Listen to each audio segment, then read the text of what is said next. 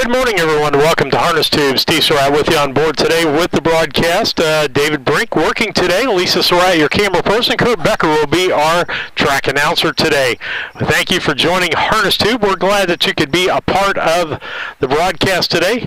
We'll try to do as much as we can in these 9 races that were rained out yesterday and rescheduled for 11 o'clock today. The track is still, to me, just a little chunky out there, as we can see that there's still some bumps out there. They're still walking the track, looking at things on the track. So we'll check and see if we're going to start on time or not. I'm waiting for a sound man to get here to get our broadcast hooked in so that you can hear Kurt Becker's announcing of the races.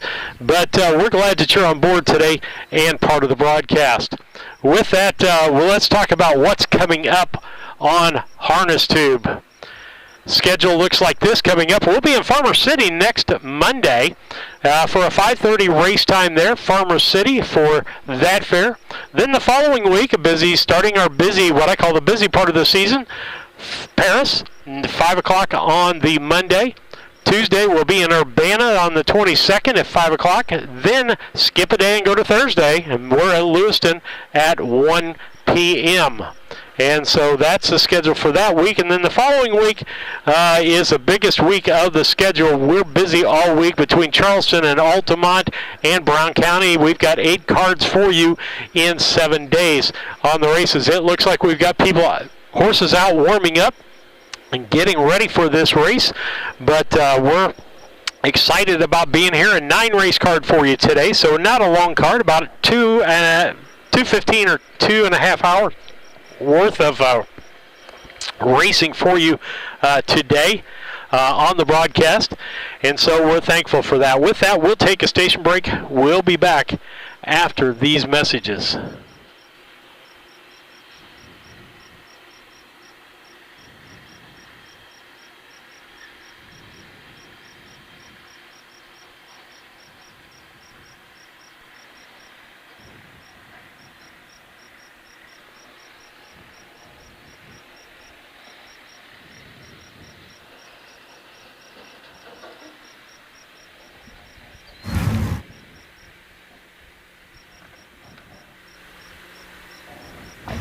Make sure to subscribe and like to Harness Tube. If you can't do that, just give us a thumbs up. Alright, to the show.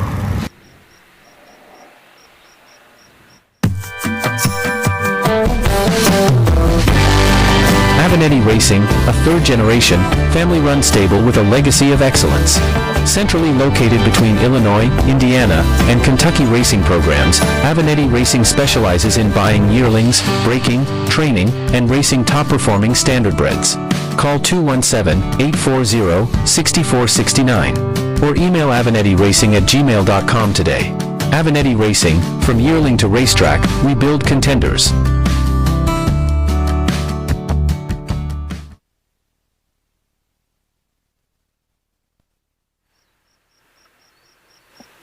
Back with you on the broadcast today on Harness Tube. We're at Knoxville at the Knox County Fair today. 9 races on the card for racing today. We've got people out on the track warming up. You'll see some of those go by as Lisa's got the camera kind of sitting still for right now.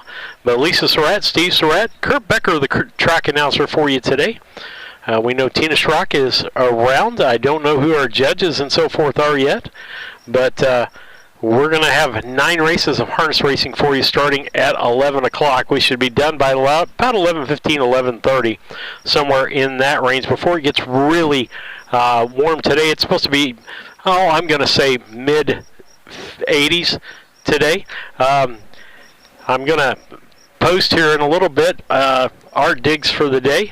Where we're stationed at, but we've got a nice spot. We're just down below the announcer's booth. We got a little canopy. We got shade. We're in good shape, and it's going to get shadier out here today as the day goes on. So we're thankful for that. So as we go along and get ready here on the broadcast, we want you to like or subscribe, as David's sons put there. Like or subscribe us on YouTube, and you can do that on YouTube, you can subscribe to us. That'll get you, and then go into your notifications and allow YouTube to notify you with notices. So we'll send you a notice when we go on the air. And then on Facebook, we want you to like us. A lot of things happen for us on Facebook and YouTube when we reach that 1,000 subscriber type of area. And so we're glad to have you do that. Also, we have a thing called From the Backstretch. We love From the Backstretch, as you can send us a favorite groom of all time. You know, that might be somebody in the barn there or somebody in the barn that you really like. Drop your favorite at the YouTube chat or email us on Gmail. It's harnesstube@gmail.com. And we'll try to share your favorites on the air. If you do the YouTube thing, we'll try to do that today without David being here. But there's lots of different ways that you can keep in contact with that. David's not here, so text messaging today probably not one of the better items for the day, as it would be best if you send us a YouTube message, and we'll try to get those on the air today for us. And you can text David normally 312-772-5122 or send an email at harnesstube@gmail.com and or chat with us in the YouTube. We'd be interested where you're watching or listening from. We got Randall Callahan, Randy Callahan down there, and we got Orville 1225 out there, ready for the racing today. And good to see you, Randy. And we'll see how our picks go today with that, as we can try to get that. Lisa's already asking Randy. I'll put this up on the screen. Hey, hi Randy, what's your favorite cookie? Randy, she's going to spoil you when we come down south. I can just tell you that right now. If you let her know when we're possibly going to see you, whether we'll see you at Farmer City or whether we'll see you at Paris and that area, I think she's got cookies in store for you. And again, want to thank Randy for all he does in the sport that he gives out there, even the hard time that he gives me. And he's already answered her back that he likes snickerdoodle cookies. A friend of ours likes those, so I think she's got a pretty good recipe for that, Randy. So I think you're in good shape as far as the snickerdoodles are concerned. Warm day for racing today. Not much of a breeze. The flag is standing still right here in front of me, and so we're hoping for that. Still waiting for the sound guy to get here to get us sound. Kurt Becker on microphone, and once we get that set, we'll be in good shape for the day as far as the broadcast is concerned. Glad that you could be on board with us on this broadcast, and hope you're staying warm. Hope you're having a watch party or something like that along with your day. With that, we'll take a station break. We'll be back. Looking to move your mobile home? Need a roll-off dumpster at a competitive rate? Or maybe it's time to demo that old mobile home. Pine Ridge Mobile Home Transport has you covered. We serve Central Illinois with reliable mobile home transport, offer affordable roll-off dumpsters for the Springfield area, and provide expert demolition services across Illinois and Missouri. For fast, friendly service, call Wayne Decker at 217-313-9744. That's 217-313-9744. Or find Pine Ridge Mobile Home Transport on Facebook, your one-stop solution for mobile home services.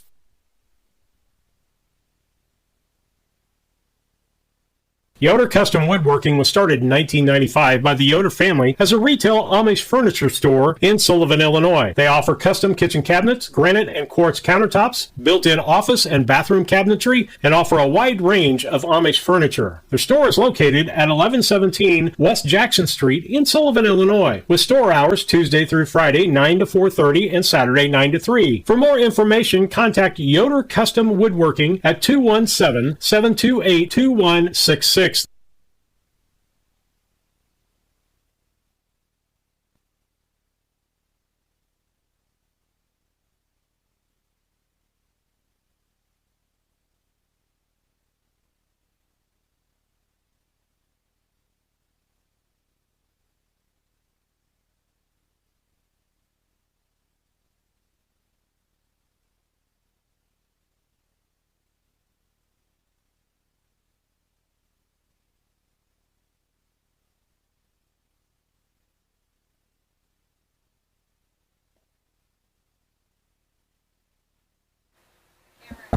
Back with you on Harness Tube as we get ready for racing today. A 9-race card for you coming up.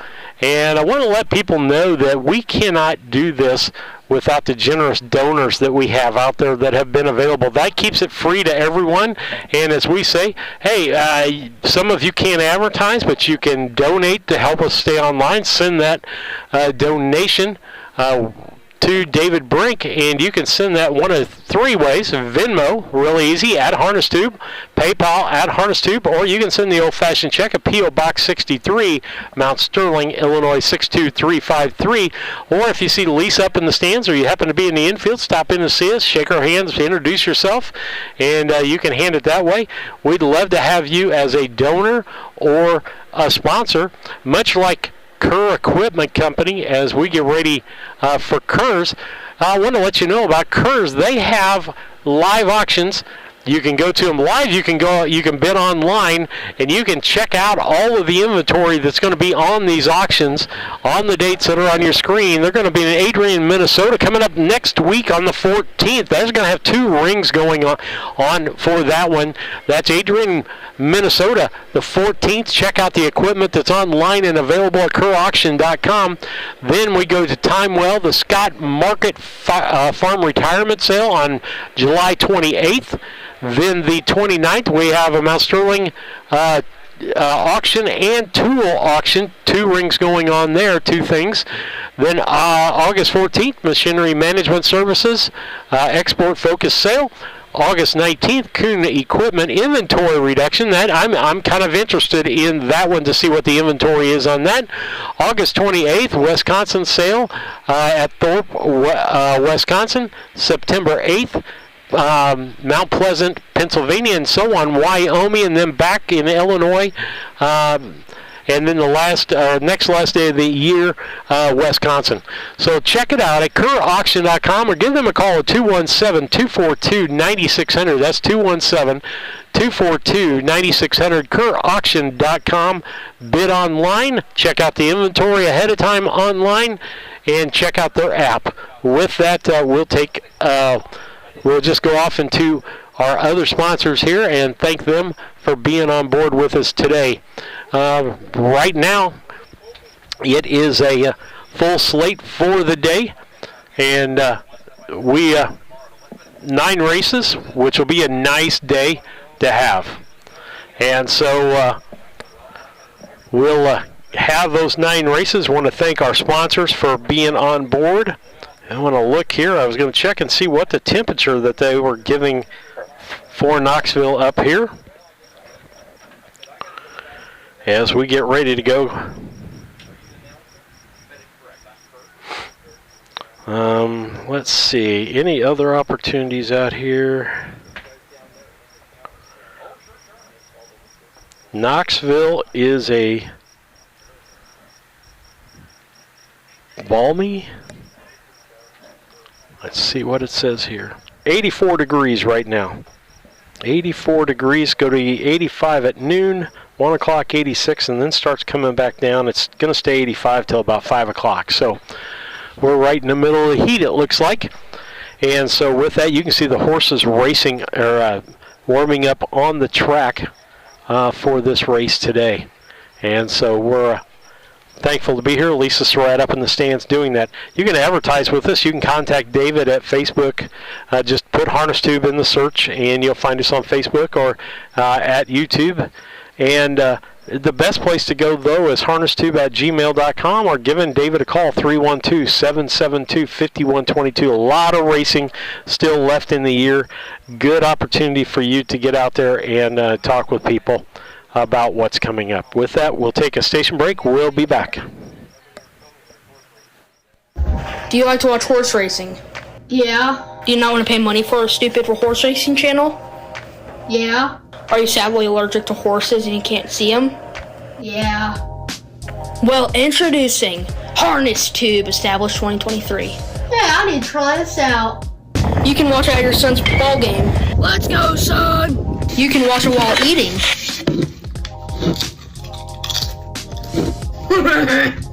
Last but not least, you can watch it while you're sleeping. Yay, my horse won. Now everybody, make sure you like and subscribe to HarnessTube and keep the notifications on for more HarnessTube streams or future videos or future posts. Anything that I care for. Anything at all. Even if it's just like a 1-second video of a horse doing a backflip. I don't know. But you get the point. So, I hope this video is very informational. And thank you for watching. Peace out.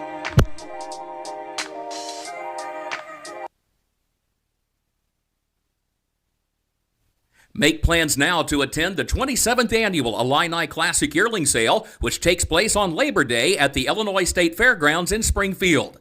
Once again this year, the catalog will offer not only a strong lineup of Illinois-conceived and foaled yearlings, but also an excellent supporting cast of colts and fillies eligible to other state-bred programs in the Midwest and on the Eastern Seaboard. It's the Illini Classic Yearling Sale, Monday, September 1st, beginning at 11 a.m. Central.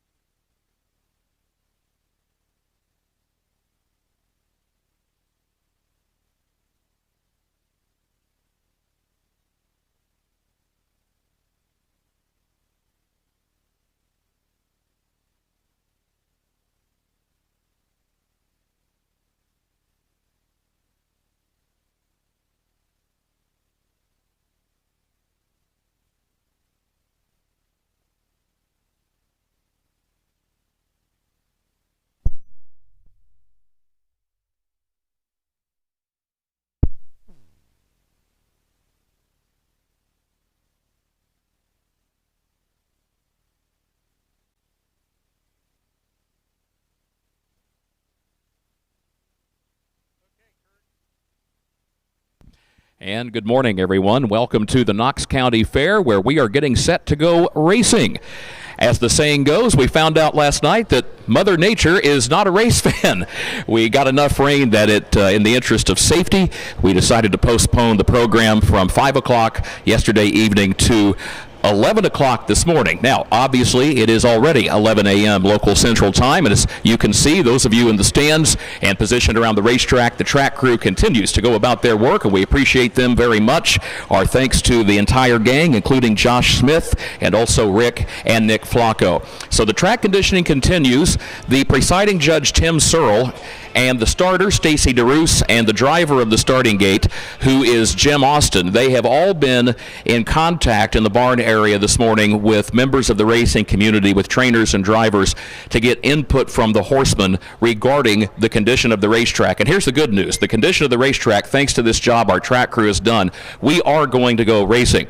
But at last check, the horsemen and the officials were talking about either 11:30 or possibly 12 noon. So that is still being all worked out. But we are going to go racing. We're going to have a lot of fun. We're going to play Pick a Winner in the stands today. Don't forget that, $10 after each and every race. And we do have an absolutely beautiful Wednesday to go racing at the Knox County Fair. So we're glad you're with us. Sit back, relax. We'll update you as soon as more information becomes available. But again, we will go racing at either 11:30 or 12 noon, and those details continue to be worked out in the stable area with the horsemen and our racing officials. Good to have you with us on a Wednesday at the Knox County Fair.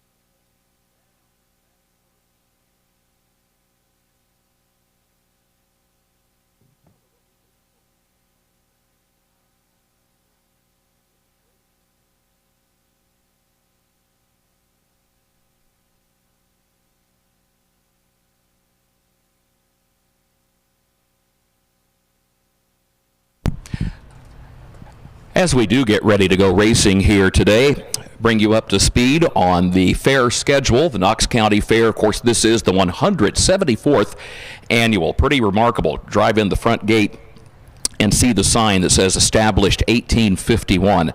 That is tremendous. Coming up tonight, you've got the tractor and truck polls. Diamond Ag presents the Jim Smith Memorial. That will begin at 6 o'clock here this evening in front of the grandstand.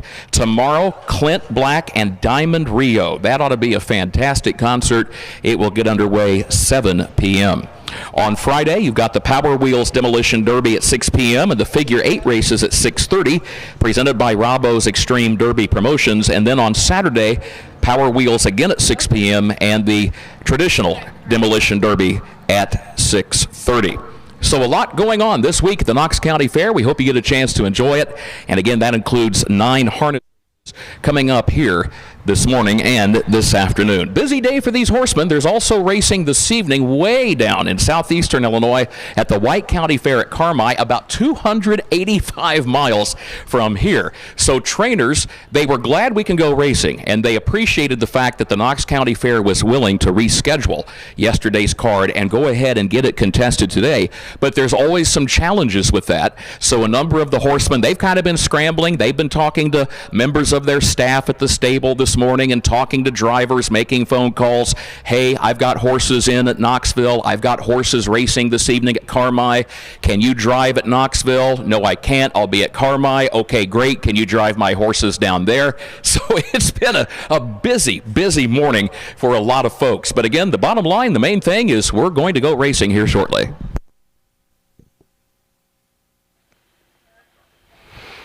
Okay, folks, you've heard about as much as I have this morning. We have received the official word. Post time for the first race, 12 noon. Post time for the first race will be at 12 noon. This reminder, concession stands are up and operating here on the grounds, and I believe the various exhibition buildings, if they're not open already, they will be open before long. But feel free to grab yourself a burger, a hot dog, a soda, a pork burger, and we will be happy to have you join us at 12 noon for the first of our 9 races. We'll pass along a little more pre-race information to you between now and 12 noon. We've got about 54 minutes until post time. The track conditioning continues. Horses continue warming up. All of the signs are good. The sun is shining. Some white puffy clouds overhead. It's going to be a great day to go racing. Post time at 12 noon.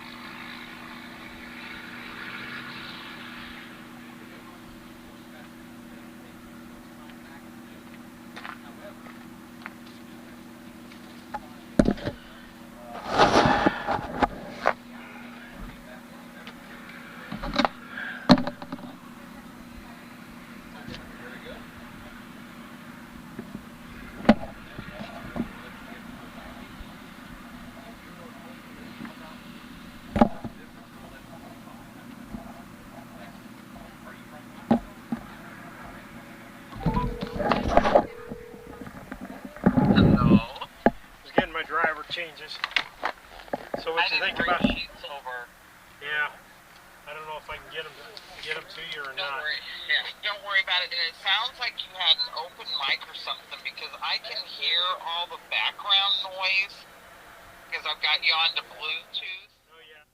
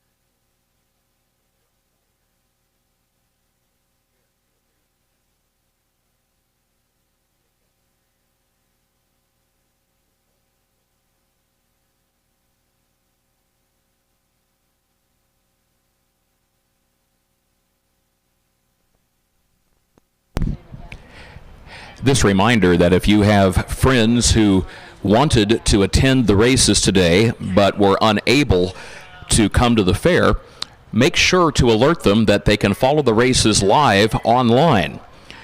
Our friends at Harness Tube are here from Mount Sterling, and they will be providing the live stream.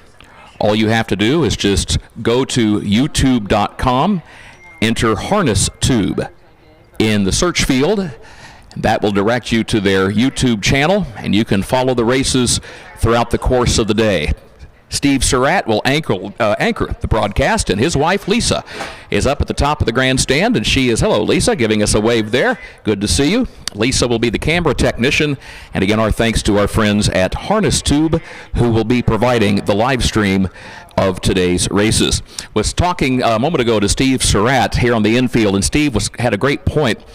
He said with the rain out and with the races having carried over from last night, and with the fact there's also racing this evening at 5 o'clock down at Carmi, and the way that some of these horses and stables are spread thin, you might say, trying to cover both of those bases. Steve pointed out, he said one of the good things about it, there are some young, up-and-coming harness drivers who want experience, who need more seat time in the race bike, and they will be getting opportunities as a result today, because a number of drivers that had planned to be here are instead going to have to fulfill commitments at Carmi at the White County Fair this evening, and that has created a lot of opportunities for some young drivers here today at the Knox County Fair. Maybe somebody will get a first career victory.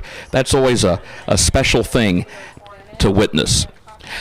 A number of you have already settled into the stands and have bought your track program for the day and are getting ready, no doubt, to think about your pick-a-winner selections. There are several changes, a lot of driver changes, and a few scratches here and there.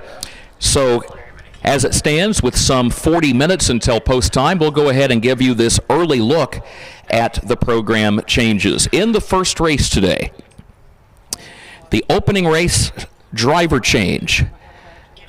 On number 2, RK's Farrell Sherrill, it will be Kajavian Carter. Kajavian, Q-H-Y apostrophe J-A-I-V-Y-I-A-N.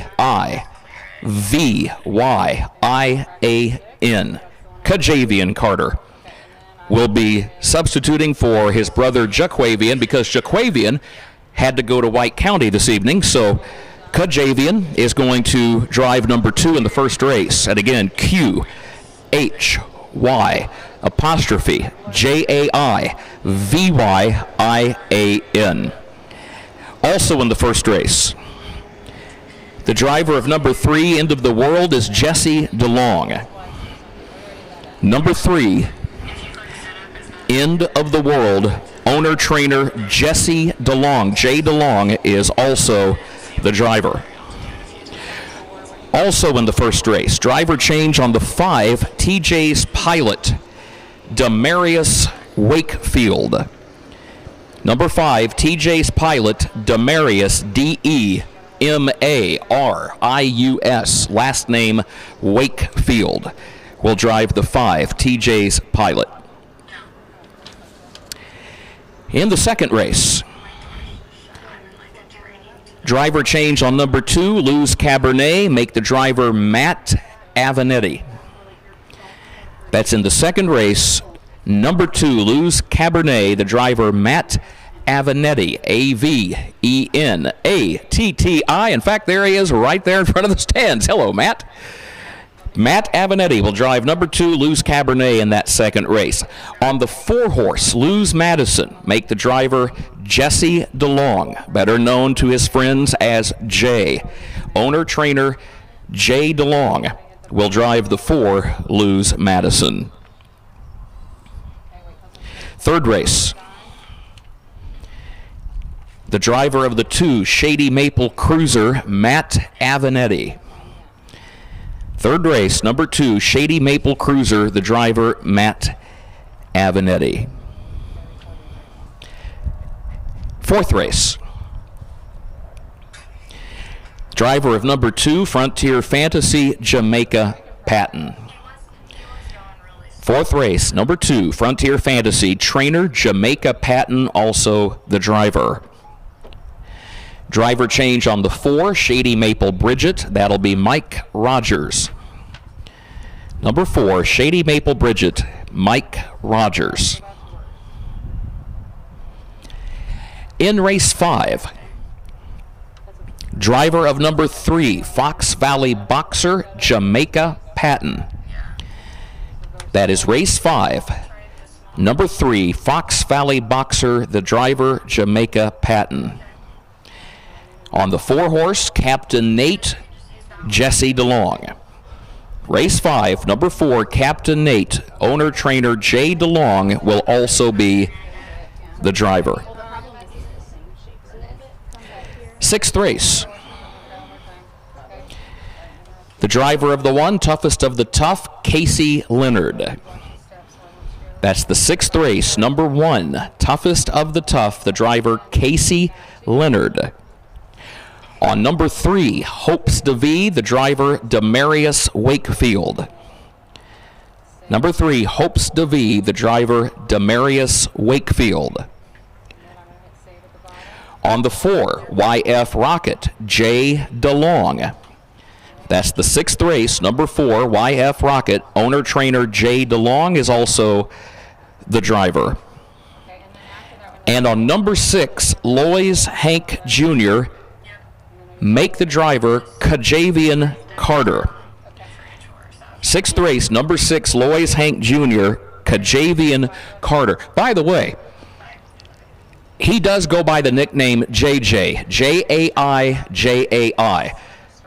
And that's a lot easier to write than the much longer name of Kajavian. So if you want to do the shorthand version, I don't think Kajavian has any problem with you calling him JJ, J-A-I-J-A-I, but he will be the driver of number 6, Lois Hank Jr. Okay, 7th race.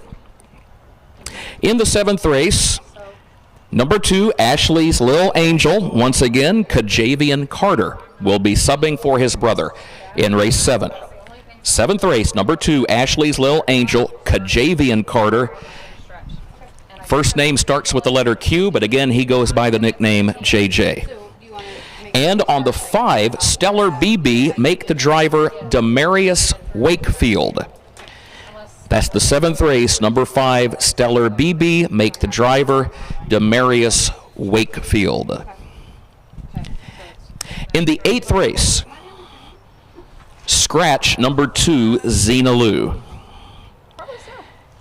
That's the 8th race, scratch number 2, Xena Lou.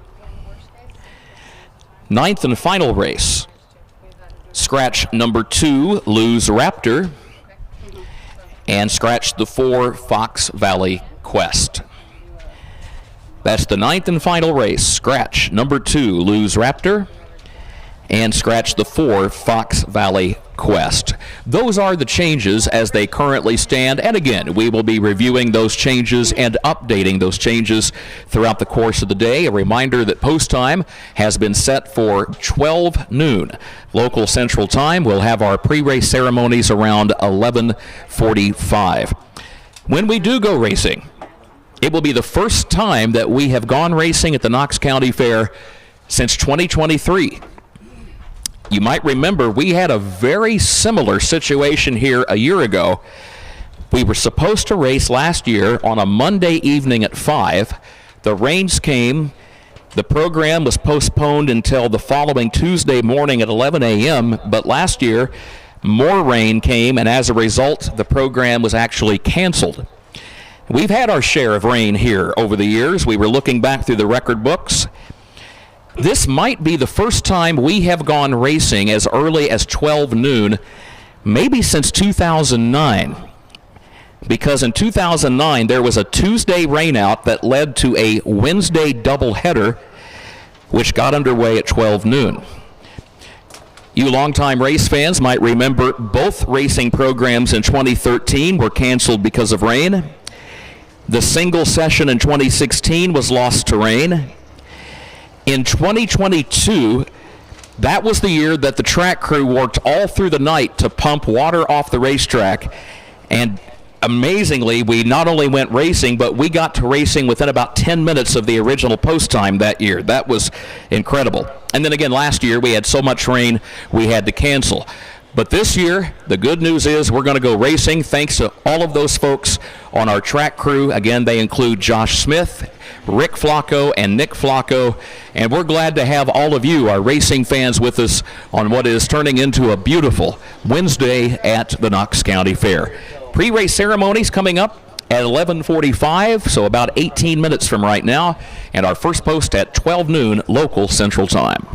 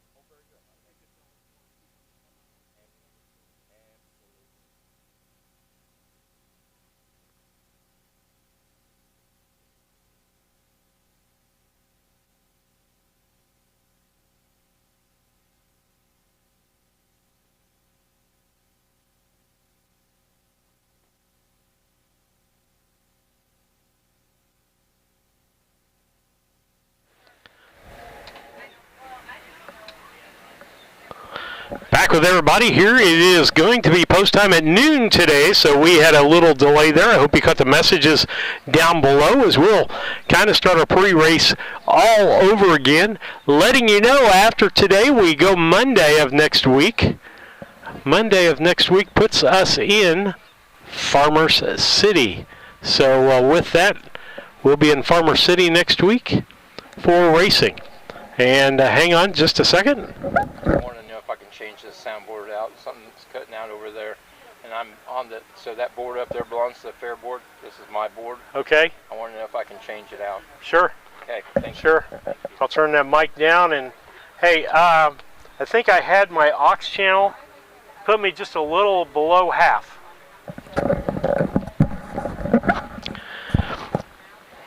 As we've got changes going on here, the sound guy's changing the board out for a different board. But we'll be in Farmers City for 5:30 post time next week. 5 o'clock it will be our approximate on-air time. It's usually there or 20 minutes before we get started. Then the following week we get 3 for you, Paris, Urbana, and Lewistown. Then the week of, pastors... I'm a pastor, and Easter tends to be busy. Well, this is my Easter week in harness racing as we start on Monday at Charleston, do Charleston and Altamont alternate, and some one day do both of them in one day, and then back to Brown County for a couple of days. And then we take almost 2 weeks off before Morrison. That'll be up north at noon, and then Pana. Labor Day weekend, we're doing the first 2 days of Pana. The third day, we'll all be over at the horse auction, Illini Classic over in Springfield. So that's what's going on with Harness Tube and what's going on with racing. And they're checking some microphones out here. They're going to change a board out, so Kurt's probably going to talk here in a minute, and hopefully y'all get a sound back up on that to see what's going on with that. But as we get ready, we'll go to commercial. We'll be back.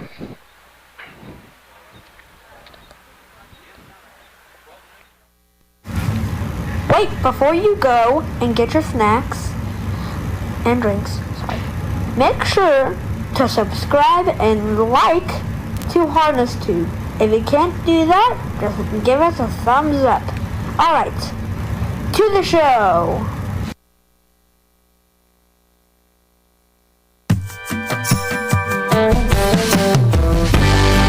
Avenatti Racing, a third-generation, family-run stable with a legacy of excellence. Centrally located between Illinois, Indiana, and Kentucky racing programs, Avenatti Racing specializes in buying yearlings, breaking, training, and racing top-performing standardbreds. Call 217-840-6469 or email AvenettiRacing@gmail.com today. Avenatti Racing, from yearling to racetrack, we build contenders.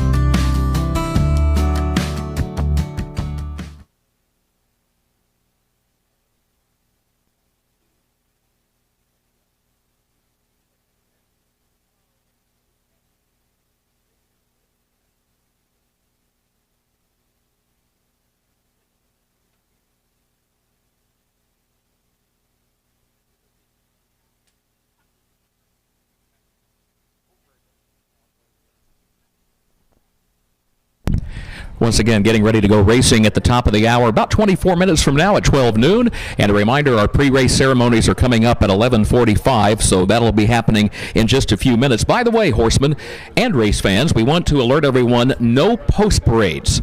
We will not be parading to the post. The reason for that is because of the altered schedule and because of the fact that the Knox County Fair has to get ready for the tractor and truck pulls coming up later this evening. They really need, at the latest, they need to be able to start setting up the arena for the polls tonight by about 2 to 2:30. So with the push back to 12 noon, we are going to do away with the post parades today in the interest of time. And horsemen, we appreciate your cooperation with that. So as soon as we give you the all clear, and as soon as we call that starters are out, at that point you may proceed directly to starter Stacy DeRoos, who as always will be positioned over on the back straightaway near the end of the backstretch toward the west end of the racetrack. So no post parades today. We got to checking July 10th, 2023 at 7:15 p.m. was the last time we saw a harness race on this historic half-mile track. So it is almost 2 years to the day since we have gone racing here at the Knox County Fair, and we're glad to have you with us as we get set to resume that great tradition. Harness racing documented as early as 1906 at the Knox County Fair. They used to have a track just down the road, a little further west of here at Galesburg, going way, way back. In fact, the great harness horse Dan Patch, one of the most famous racehorses of all time, who raced back in the early 20th century, he actually raced at the fair in Galesburg. And again, I mean, we're going back 100-plus years. So harness racing has had a rich and wonderful tradition in this part of the state, and we appreciate the Knox County Fair for keeping harness racing alive here at the fair and for all of the effort that's been made to make this year's races happen. Stand by. Our pre-race ceremonies will be coming up in just a few moments. We'd like for you to like or subscribe Harness Tube on YouTube. You can do that, and if you go to your notifications and allow notifications, you will be able to see or get notified when we go on the air. Again, like or subscribe. We also have a thing called From the Backstretch. We'd love to have you send us your favorite groom of all times. How about favorite fair memory? Even where you're watching or listening from today, we would love to hear that. And we've got some people out there. Let me see if I can get to some of these comments out here already. Let's get those updated. I thought I had some more.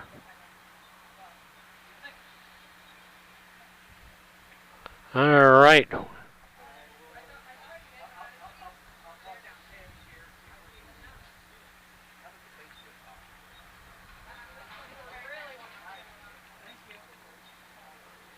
Tyler Clements wanted to know, when does Henry pull for or draw, or when do they draw for Henry for Sunday?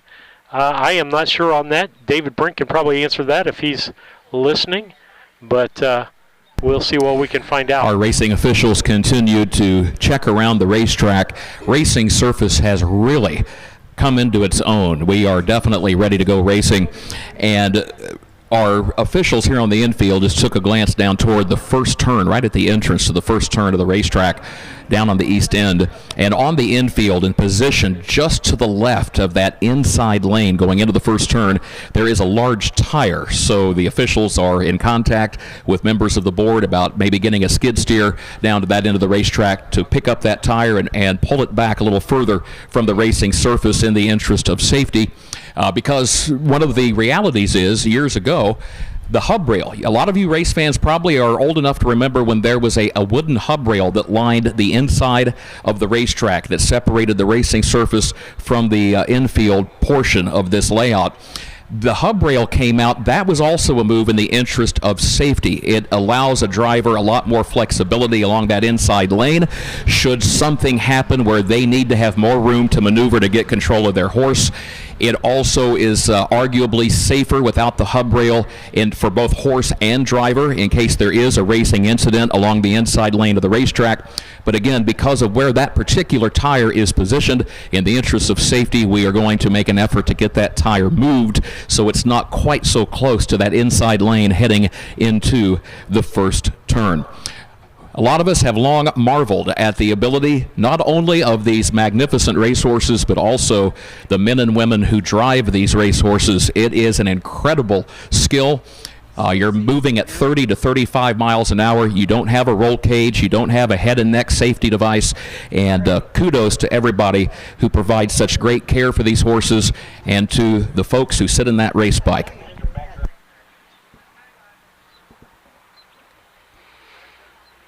All right, we have, let's see, we have a watcher. Thistle Creek 1, watching from Farmington with my Uncle Ralph. Well, thanks for joining us today. Hope it's cool where you're at, and I hope you guys are kind of making your picks with each other as we get ready to go here as we push for late start today. We're going to start about an hour later than expected due to what the drivers thought the track needed to be. And so, contact us with your backstretch pictures.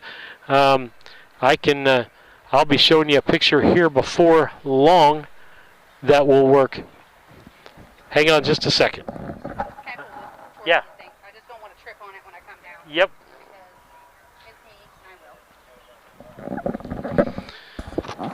All right, so we want you to do that. With that, we'll take a station break. We'll be back after these messages. Looking to move your mobile home? Need a roll-off dumpster at a competitive rate? Or maybe it's time to demo that old mobile home? Pine Ridge Mobile Home Transport has you covered. We serve Central Illinois with reliable mobile home transport, offer affordable roll-off dumpsters for the Springfield area, and provide expert demolition services across Illinois and Missouri. For fast, friendly service, call Wayne Decker at 217-313-9744. That's 217-313-9744. Or find Pine Ridge Mobile Home Transport on Facebook, your one-stop solution for mobile home services. Yoder Custom Woodworking was started in 1995 by the Yoder family as a retail Amish furniture store in Sullivan, Illinois. They offer custom kitchen cabinets, granite and quartz countertops, built-in office and bathroom cabinetry, and offer a wide range of Amish furniture. Their store is located at 1117 West Jackson Street in Sullivan, Illinois, with store hours Tuesday through Friday 9 to 4:30 and Saturday 9 to 3. For more information, contact Yoder Custom Woodworking at 217-728-2166.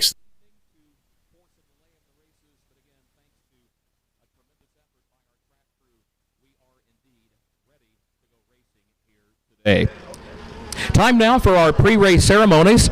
We ask that you would please rise as you are able. Our national anthem will be presented at this time by Keely Lieb.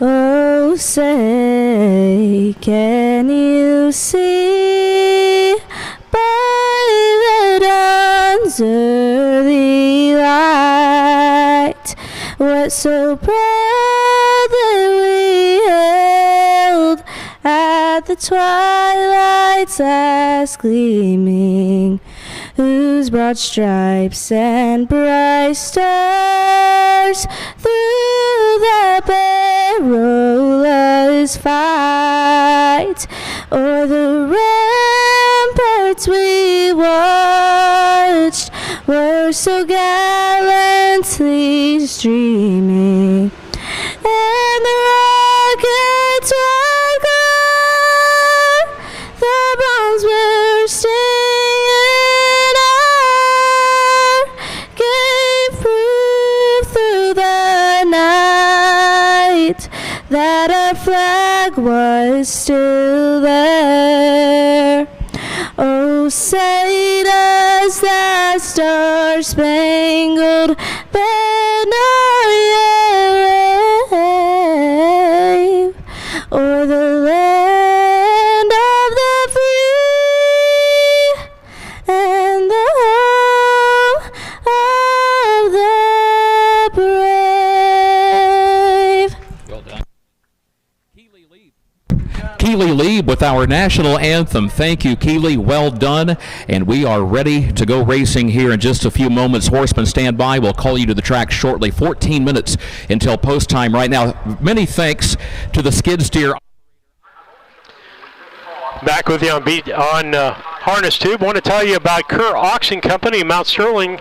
They've got lots of live auctions that you can go to, but they have an app that you can bid online. You can see what's on the auction ahead of time, bid online with that app. July 14th, they're going to be in Adrian, Minnesota next week for a 2 rings of auction there on July the 14th. Check that out online. Timewell, the Scott Markert Farm Retirement, that's July 28th. July 29th, Mount Sterling has a sale and a tool auction sale in Mount Sterling. August 11th, Machinery Management Services. The one that interests me, August 19th, Kuhn Equipment Inventory Reduction Sale. So that will be interesting.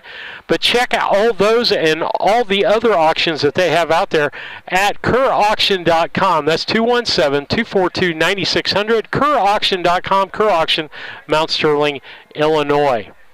And so we're getting ready for race time here as we get ready to do some things. I'll get back through some of our sponsors here. So we've had a couple of hiccups today. They changed the board out on us and got some changes.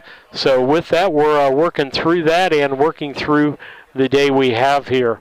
Want to thank all those sponsors that help us get on the air. You can advertise with us also on Harness Tube, and we would love to have you do that.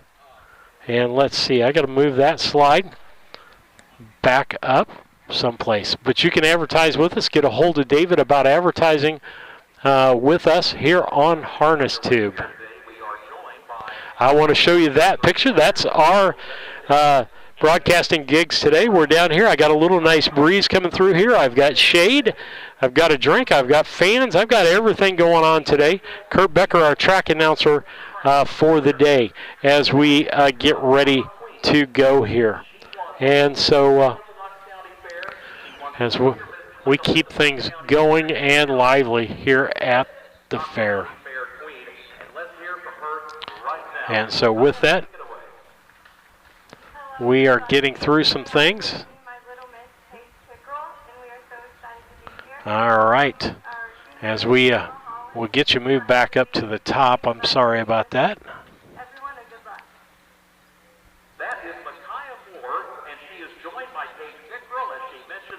I want to see where I'm at here.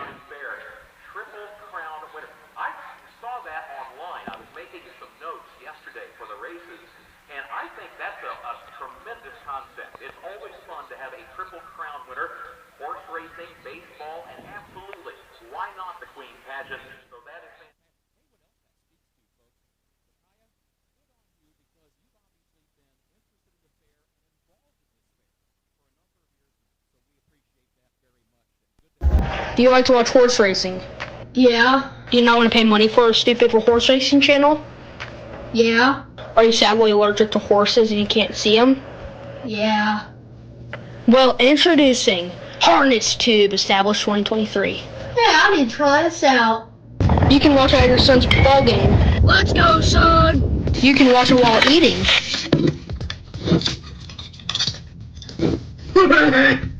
Last but not least, you can watch it while you're sleeping. Yay, my horse won. Now everybody, make sure you like and subscribe to Harness Tube and keep the notifications on for more Harness Tube streams or future videos or future posts. Anything that I care for. Anything at all. Even if it's just like a 1-second video of a horse doing a backflip. I don't know. But you get the point. So, I hope this video is very informational. And thank you for watching. Peace out.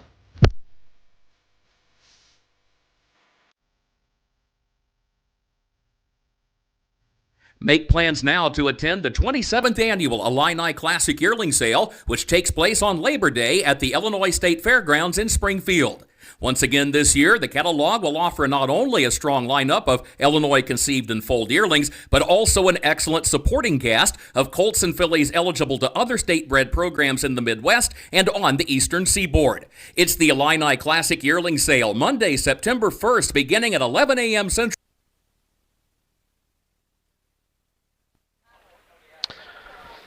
All right, back with you on Harness Tube. We've got Tyler Clemens watching, and his favorite groom is Speedy from the Tom Simmons stables. Speedy from the Tom Simmons stable. You can send that to us. You can send where you're watching from.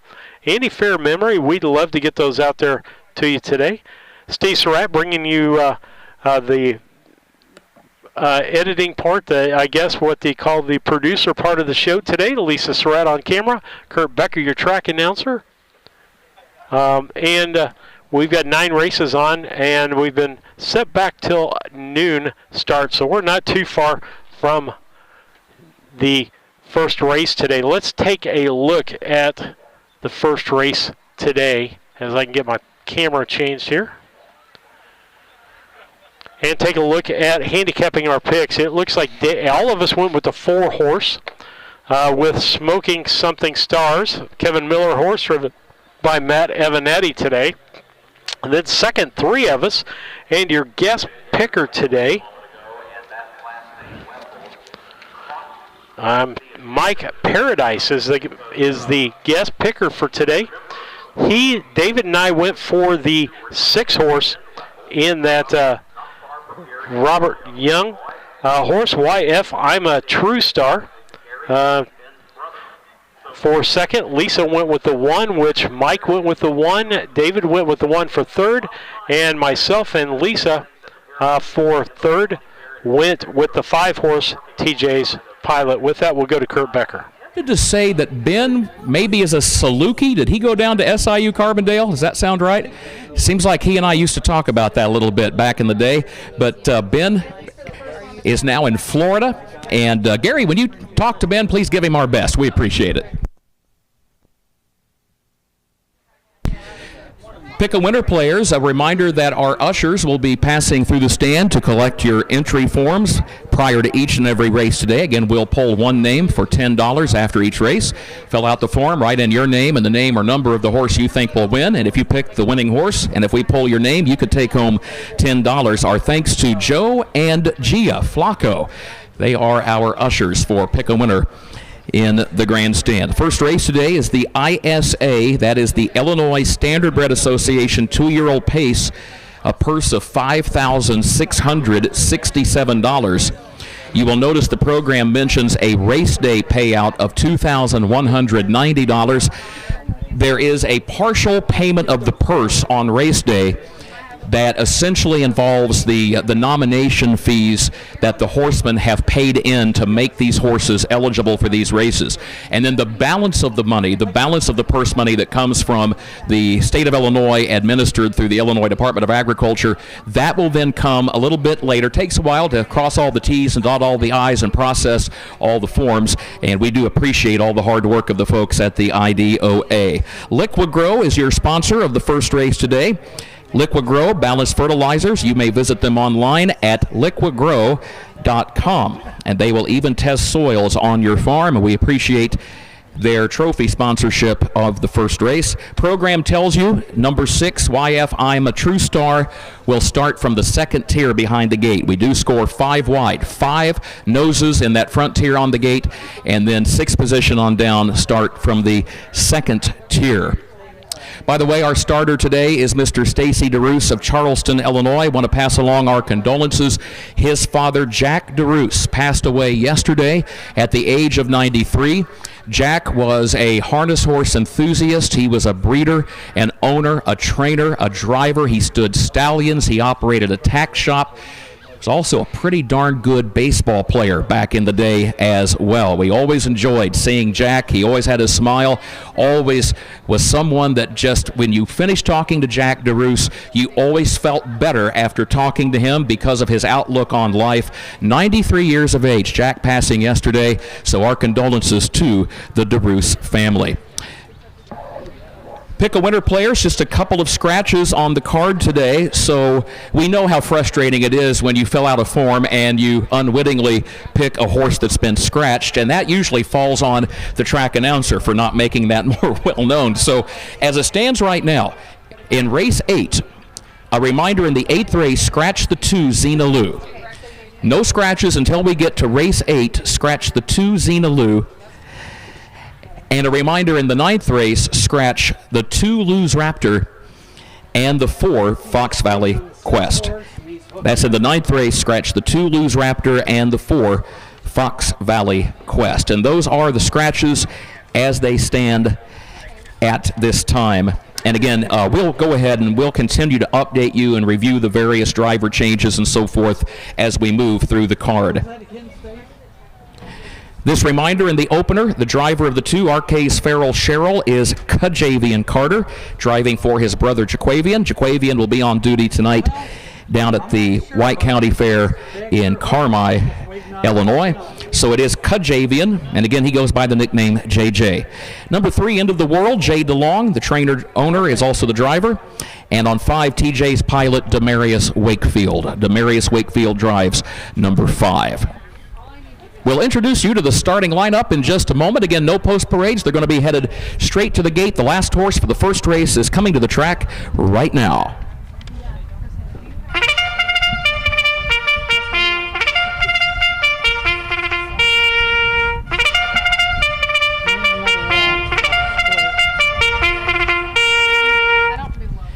Race 1, the Illinois Standardbred Association 2-year-old pace. So these are, in fact, every horse that you're watching today is an Illinois conceived and foaled performer within these first 6 races and also races 8 and 9. The only exception is race number 7. Race number 7 is not restricted, but all the others are restricted Illinois bred. So first race brought to you by Liquid Grow. Number 1 is What You Won't Do for Love, as they are headed to the starting gate over on the back straightaway. What You Won't Do for Love is owned by Bruce and Linda Greider of Oswego, James Kish of Hinckley, owned also by the trainer Terry Leonard of Harvard, a recent inductee into the Illinois Harness Horsemen's Association Hall of Fame, Mr. Terry Leonard, and your driver is his son, Casey Leonard. Number 2, Arcase Farrell Sherrill, owned by MM&D Racing of Charleston, Illinois.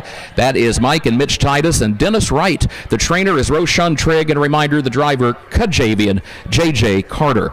Number 3, End of the World, is owned, trained, and also driven today by Jay DeLong. He comes to us out of Clinton, Wisconsin. 4, Smokin' Them Some Stars, is owned by Kevin and Daryl Miller of Arthur, owned also by Lester Detweiler of Sullivan, Andrew Miller of Sydney, trained by Kevin Miller, and the driver is Matt Avenatti, as the field now begins to gather up over on the backstretch on the north side of the course. Number 5 is TJ's Pilot, racing for the Flacco Family Farms Limited Liability Corporation of Alexis, of Dr. Richard and Arlene Flacco, and Rick and Tabby Flacco. The trainer is Roshan Trigg, and the driver, contrary to the program, is Demarius Wakefield. And number 6, YF I'm a True Star, owned and trained and driven by Bob Yon from Beloit, Wisconsin. Field approaching the starting gate, and now into the hands of starter Stacy DeRoos. Jim Austin of Lincoln, Illinois, is at the steering wheel of the gate. Stacy, our starter, comes to us from Charleston. At the post, race 1. Great to have you with us at the Knox County Fair.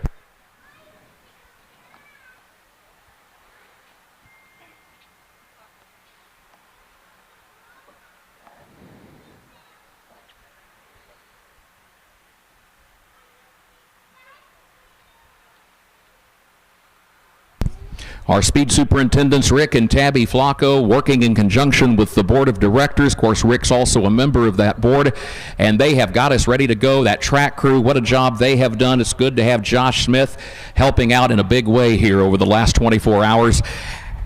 A program that is 19 hours delayed because of the rainfall here yesterday evening, but we are now ready to go racing for the first time in 2 years at the Knox County Fair. Ladies and gentlemen, harness racing on the racetrack, ready to go.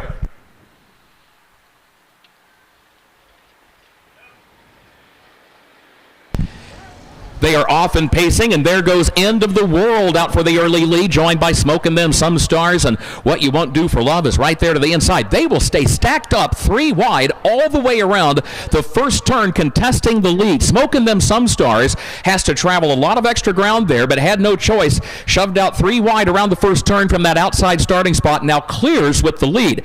And Matt Avenatti just sat calmly in the race bike. So Smokin' Them Some Stars, yes, took a wide route around the first turn, but seemed to do it well within himself and is on top by a length and a half past the quarter. What You Won't Do for Love is racing in second. End of the World is third. YF I'm a True Star is fourth. 32-3, very respectable opening quarter as they move around the upper turn for the first time this afternoon for this 2-year-old pace. Then further back of the pack, you've got Arcase Farrell Sherrill, who travels next to last, and TJ's Pilot is last. But right there with the rest, it's single file formation, about 7 lengths front to back. Still 1 lap to go here, half-mile track, 1 mile distance, so 2 laps around, and halfway home here in the opener, the Liquid Grow race. It is Smokin' Them Some Stars who's on top. There goes YF I'm a True Star, off a half and 105 and 1, 105 and 1/5.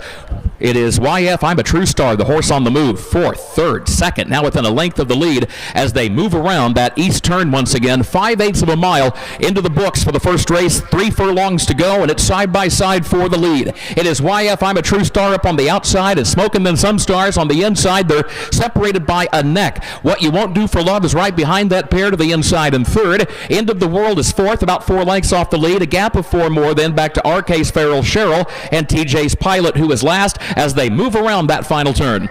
1:37.2, the time at the 3/4, 1:37.2. It is still door-to-door for the race lead at the Knox County Fair, and it may be a 3-wide battle because here comes What You Won't Do for Love swinging out to the grandstand side, coming after Smoking Them Some Stars. YF, I'm a True Star is there. Who's it going to be? Here's the wire. What You Won't Do for Love. Look to get his nose in front at the wire. Her nose, I should say, but we're going to defer to the photo finish technician. 2:05.4. The time for the mile for that opening race today. It is a photo finish unofficially from the far outside. What You Won't Do for Love. Look to maybe get her nose in front in that final stride, but that is unofficial. We will wait and check the photo with our technician, Tina Schrock.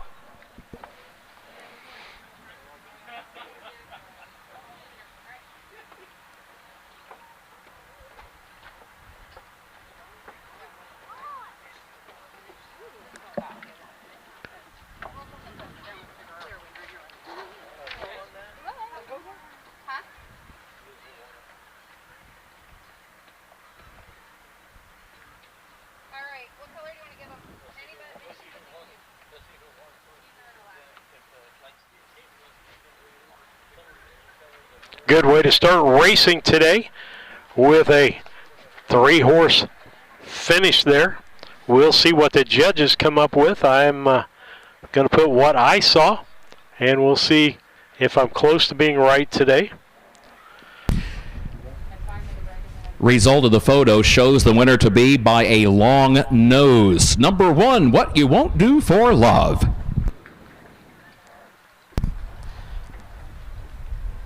They rolled home pretty good in that opening race. Last half in 1 minute 3/5, the last quarter in 28.2. Not bad for a track that was underwater yesterday evening at about 4 p.m. So this field of 2-year-old pacers comes right out and confirms what we've been saying. Track crew has done an excellent job. Earlier, you met during our pre-race ceremonies Micaiah Moore of Knoxville, Miss Knox County Fair. And she is joined trackside by our little miss, Paige Pickrell of Galesburg. And they're getting ready to congratulate our winning connections here in the first race, What You Won't Do for Love. More in just a moment.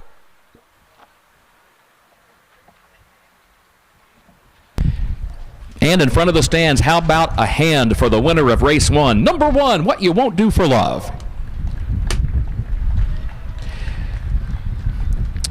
Owned by Bruce and Linda Greider of Oswego, James Kish of Hinckley, owned also by trainer Terry Leonard, the Illinois Hall of Famer, driven by his son Casey. What You Won't Do for Love is a 2-year-old filly by the reigning Illinois Pacing Stallion of the Year, Some Star Somewhere, out of Lilac Laurie by Rich's Hanover, bred by Bruce Greider and James Kish. This is a pacer which comes from the same pedigree as that world champion Illinois bred Mini Me that was so popular back in the early part of the 2000s. I love it. You might have noticed Casey Leonard just gave a high five to our little miss Paige Pickrell as What You Won't Do for Love takes the opener in 2:05.4. Casey, congratulations.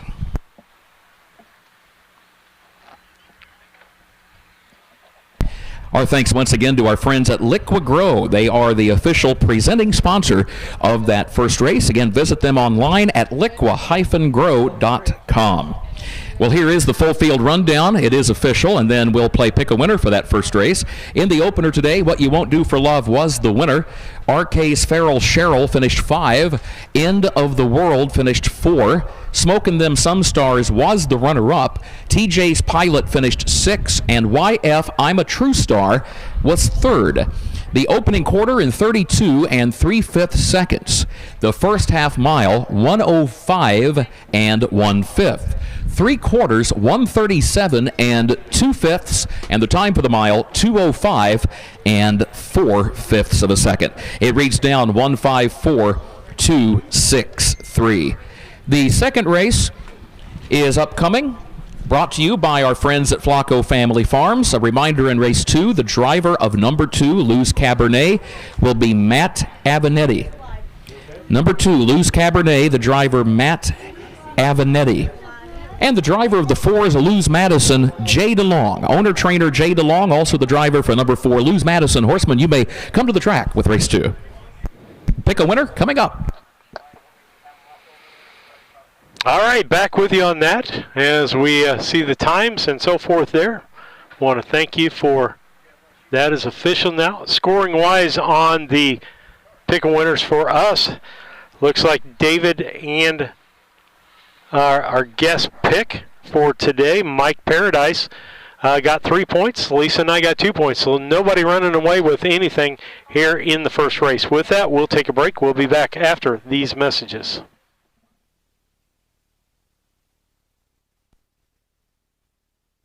Make plans now to attend the 27th Annual Illini Classic Yearling Sale, which takes place on Labor Day at the Illinois State Fairgrounds in Springfield. Once again this year, the catalog will offer not only a strong lineup of Illinois conceived and foaled yearlings, but also an excellent supporting cast of colts and fillies eligible to other state-bred programs in the Midwest and on the Eastern Seaboard.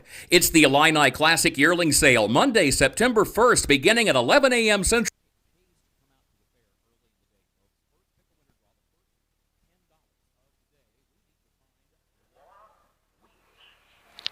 As we get back here, I want to thank our sponsors for being a part of the day and a part of our broadcast, as we can't do this for free for you folks without that and without their help. Again, the picks for us, David and Mike Paradise, got 3 points apiece, and Lisa and I with 2. Again, nobody running away with that, as nobody picked the one horse to win. David and Mike boxed it all, but got no placing whatsoever with that as we get ready to get going. We want to remind you to like and subscribe our channel there. Like us on Facebook, subscribe to us on YouTube. If you're watching right now, go over to the subscribe button, subscribe to us, and go to the notifications and ask it to notify you. And when we go on the air, it will send you a message that we are on the air. We'd love to have you on there. With that, we're doing no post parade. We're going to go back to the track announcer and see what's going on. This morning, he said, the positive side of that is it gives some younger up-and-coming drivers who need seat time, who need experience. It gives them a chance to get into the race bike and get a few drives. Now, on the opposite end of that spectrum is Casey Leonard. We just pulled up, with Casey winning that first race today, we just pulled up his career statistics. That win by Casey Leonard, career win number 3,647. So yeah, the gentleman who won the first race in the red, white, and blue driving colors comes to us. He's a native of McHenry County, and that was career win number 3,647.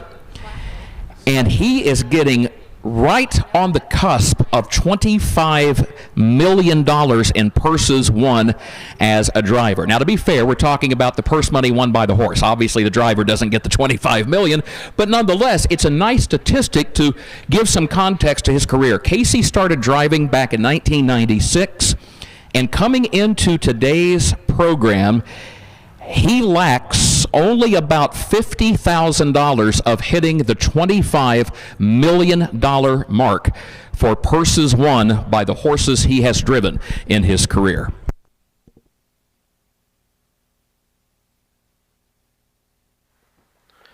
Let's take a minute and do the picks for us for this next race here. Pretty much the same for everyone. Everyone's picking Fox Valley Flashy to win this race. 3 of us, David, myself, and Lisa, picking the one horse, Broadway, and Lou, the Steve Cyril horse, to finish second.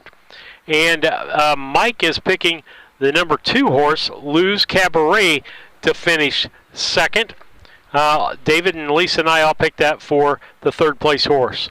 So everybody's got the horses boxed the same. So if we don't, if depends on what happens with that second, third place, whether somebody's going to get more points than everybody else. But if they finish in a random order there, it's just going to be 3 points for everybody. So with that, we've got a 4-horse race coming up for you today. Driver changes. Luz Cabernet is Matt Avenatti driving that horse for Steve Cyril. And then... in case you're curious how the purse breaks down, who gets what, who gets how much money, well, we'll kind of update you on that as the day goes along. It depends on the number of starters. So like the first race, when you've got a minimum of 5 starters, like we saw in the first race, we had 6 horses that went to the post. When you've got 5 or more, the winner gets 50% of the purse. The runner-up, 25%. Third place, 12% of the total purse. Fourth place, 8%. Fifth place, 5%. The top 5 get paid 50%, and then 25, 12, 8, and 5, all the way down through that third place, or rather fifth place finisher. Now, the second race coming up, different situation. You've got a 4-horse field. So the policy where there is a 4-horse field, what would have been the 5th place check, that is added to the winner's share of the purse.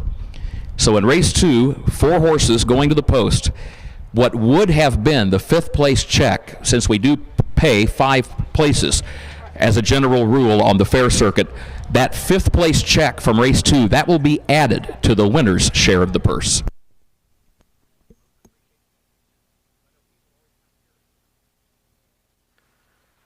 Nice explanation by Kurt on how the payout goes there.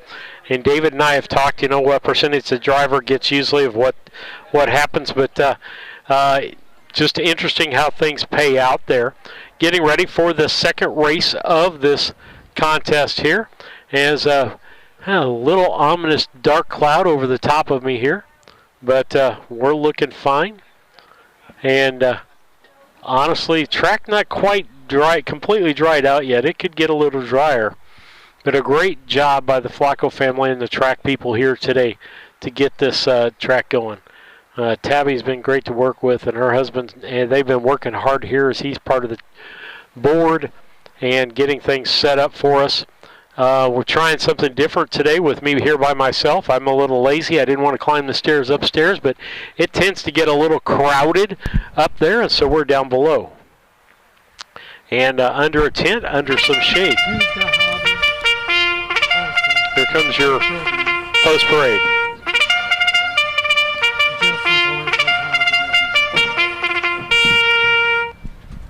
Horses are on the track, and the field will gather up in just a moment. Keep in mind, of course, we do have a number of horses that are warming up for later races in the card. So our racing officials are always keeping an eye on the racetrack, cognizant of the fact that we understand horsemen have a lot going on, and horsemen, we appreciate it because you're doing a great job getting the horses to the track, and at the same time getting those warm-up trips in. And our racing officials will keep watch from the infield judges stand to make sure that everybody has a chance to accomplish what they need to accomplish here today. So race 2 is the Illinois Standardbred Association 2-year-old filly trot for a purse of $2,655, brought to you by the Flacco Family Farms of nearby Alexis, home of the reigning Illinois Trotting Stallion of the Year, Luz Legacy, a horse that has absolutely reshaped the breed in Illinois. Number 1 is Broadway and Lou by Luz Legacy. Owned by the Flacco Family Farms of Alexis, of Dr. Richard and Arlene Flacco and Rick and Tabby Flacco, owned also by trainer-driver Steve Searle of Grant Park, and owned also by Brian Code of Bradford. Number 2, another Luz Legacy, Luz Cabernet, owned by the Flacco Family Farms, trained by Steve Searle. A reminder, the driver is Matt Avenatti. Number 3, Fox Valley Flashy, owned by Mike Buzzard of Altamont down near Effingham, Steve Searle of Grant Park, trained by Steve Searle, the driver Casey Leonard. And number 4, Luz Madison, owned, trained, and also driven today by Jay DeLong. Luz Madison, another Luz Legacy here in this 2-year-old filly trot as they approach the starting gate. One of the things that is so enjoyable about the county fairs, the relaxed atmosphere, and you saw Casey Leonard bring Fox Valley Flashy out of the draw gate near the top of the stretch, went right across the track and guided her across the infield on the grass over to the back straightaway. That is such a magnificent backdrop. The ability just to, if you want to take a horse across the infield before the race, or you look over at the far turn on the west end of the track and you've got the cornfield over there, this is truly Americana, as the saying goes. Grassroots harness racing, a grassroots American sport. At the post, the gate is rolling. Race 2, ready to go.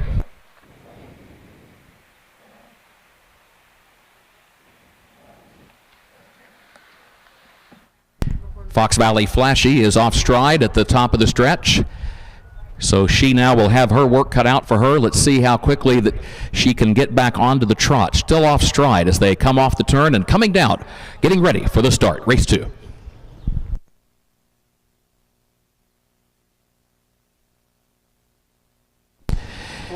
They are off and trotting. There goes Luz Madison from the outside. Broadway and Lou has speed toward the inside. Luz Cabernet comes away in third, and Fox Valley Flashy is still off stride as the field heads down into the first turn and now finds herself about 20 lengths off the leader. An awkward move around the turn for Luz Cabernet, who now breaks stride as well.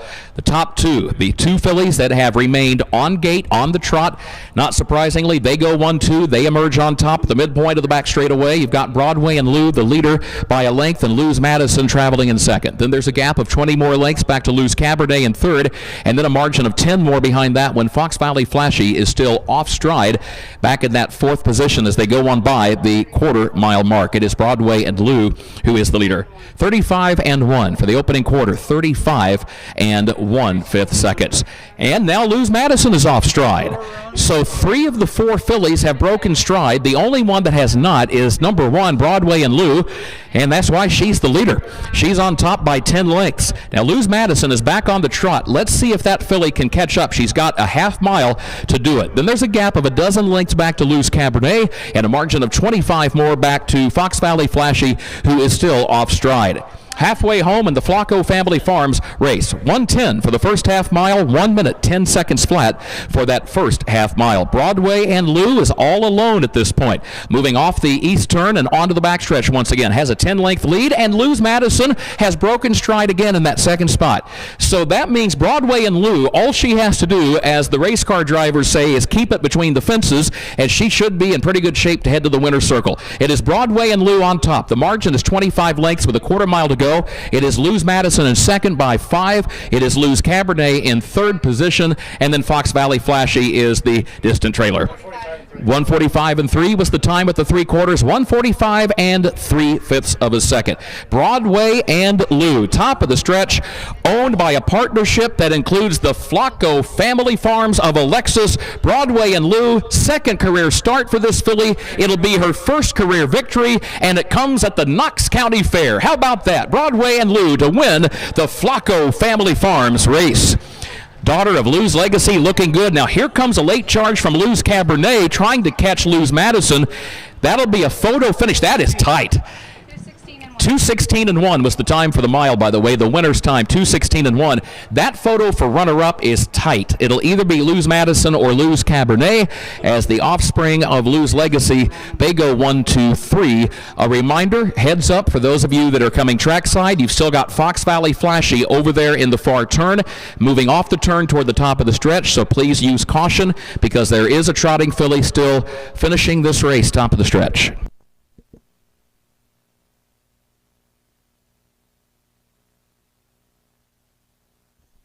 Folks, again, heads up. Still got a trotting filly coming down to finish the mile in the home stretch. Off stride, but she will complete the mile. Fox Valley Flashy.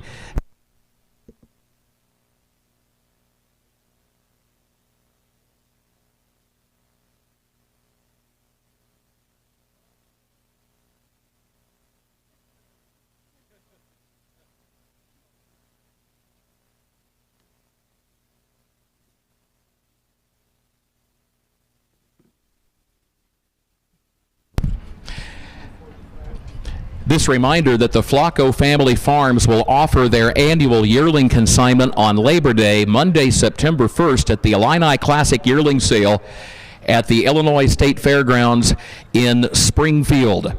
They have consigned 9 yearlings from their own barn, their own farm, if you will, and they will also be representing several more for other consigners as well. So put that on your calendar, Monday, September 1st. the Illini Classic for the Flacco Family Farms consignment. You will find some information on the Flacco Family Farms and their flagship stallion, Lou's Legacy, on the back cover of today's program. When you get time, take a look at that list of offspring for Lou's Legacy. It is phenomenal. And folks, think back over the years. How many times have we come to the Knox County Fair? How many times have we seen these Lou's Legacies who go on to win $200,000, $300,000? How often have we seen them score the first victory of their racing career right here at the Knox County Fair? Who knows what the future holds for this filly in front of us now? She's the winner of race 2, number 1, Broadway and Lou.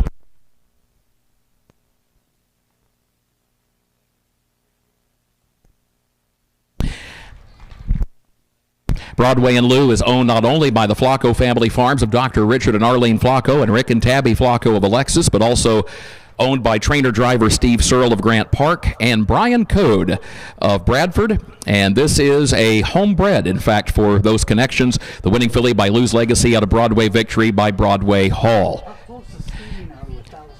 Steve Searle has trained his share of winners here at the Knox County Fair and has driven his share of winners as well. And there's the latest. Broadway and Lou, 216-1, first career victory.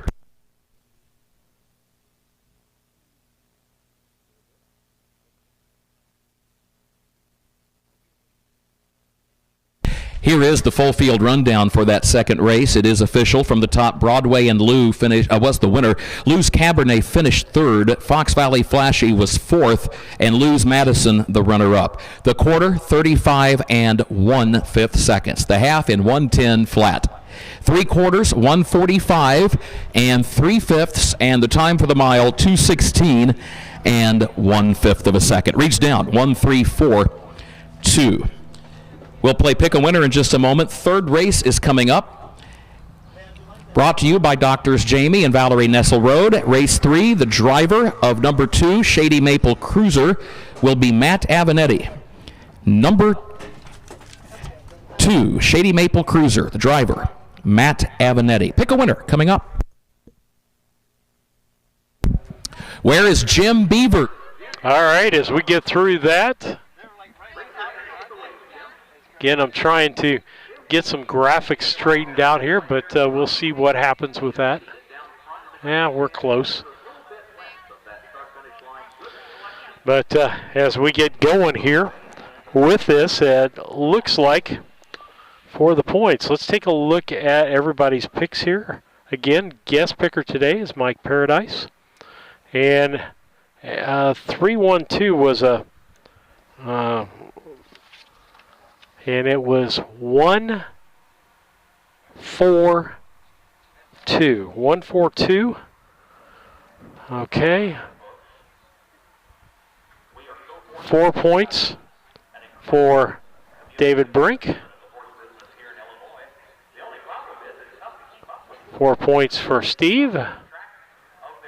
4 points for Lisa.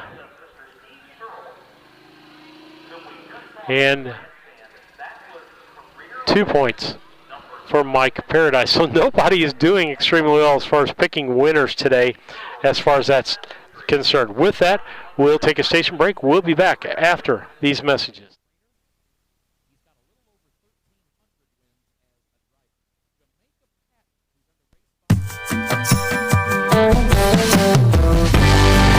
Avenatti Racing, a third-generation, family-run stable with a legacy of excellence. Centrally located between Illinois, Indiana, and Kentucky racing programs, Avenatti Racing specializes in buying yearlings, breaking, training, and racing top-performing standardbreds. Call 217-840-6469 or email AvenettiRacing@gmail.com today. Avenatti Racing, from yearling to racetrack, we build contenders.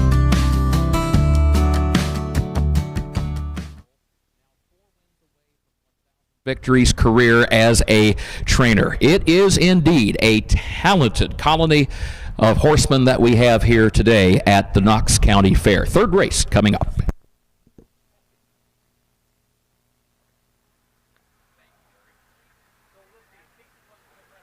You heard about Steve Searle. I mean, we'll also talk about Jamaica Patton, 4 wins away from the 1,000 mark, and not a lot of drivers around today. He's been giving up drives to other people.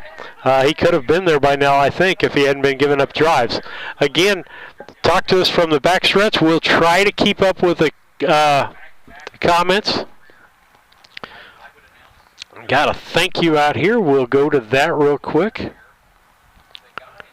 Tyler Clemens went 3-2-1 on the last race. Well, Tyler, you were like some of us. You wouldn't have got but a couple of points on the point system. You got a comment out there from Robert Greider thanking the crew for getting the track ready.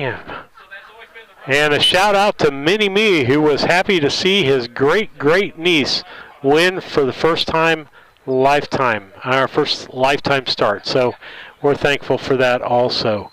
Let's see.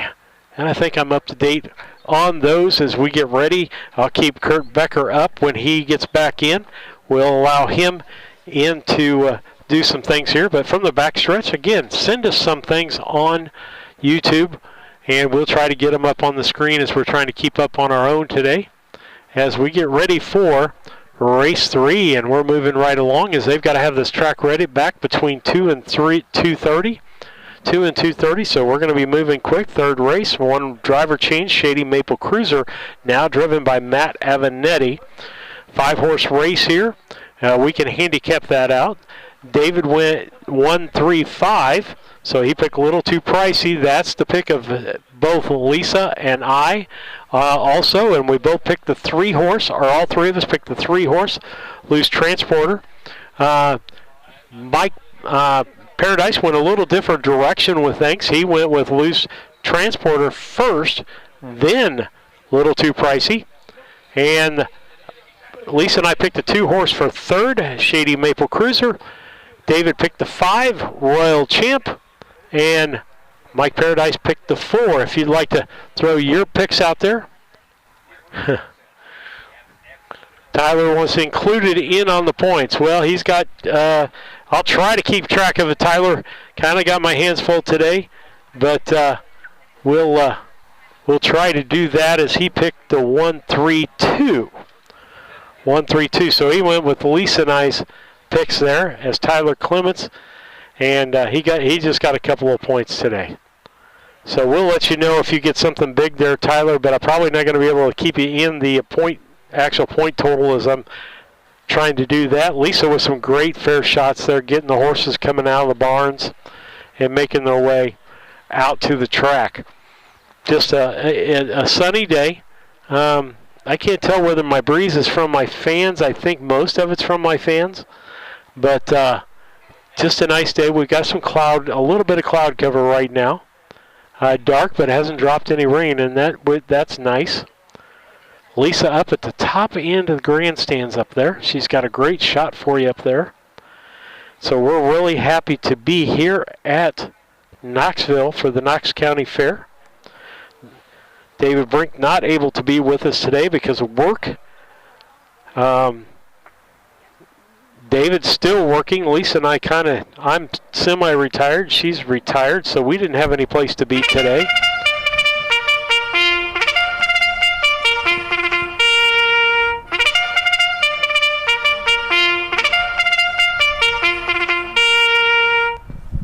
Today's third race, the Illinois Standardbred Association 2-year-old Colt Trot for a purse of $2,692. Our race sponsor, Doctors Jamie and Valerie Nesselrode. We appreciate that. No scratches in race 3. A reminder, the driver of the 2 Shady Maple Cruiser is Matt Avenatti. Let's meet the starters. Number 1, Lil Too Pricey, owned by Ron Phillips of Athens, trained and driven by Jamaica Patton. 2 is Shady Maple Cruiser, owned by Steve Searle of Grant Park, Brian Code of Bradford, Chip Nellinger of Brimfield, owned also by Michael Yurchik of Bloomington, Minnesota, trained by Steve Searle, but a reminder, the driver is Matt Avenatti. Number 3 is Loose Transporter, owned by the Flacco Family Farms of Alexis, trained by Steve Searle, the driver Casey Leonard. Number 4 is Lou's Mindbender. 3 horses in this race coming from the Steve Searle barn. He will drive number 4 in addition to being the trainer in Lou's Mindbender races for the Flacco Family Farms of Alexis of Dr. Richard and Arlene Flacco and Rick and Tabby Flacco. The 5 is Royal Champ, owned and trained and driven by Orville Bronkhorst, who comes to us from Brandon, Wisconsin. Getting ready to go for the 3rd race.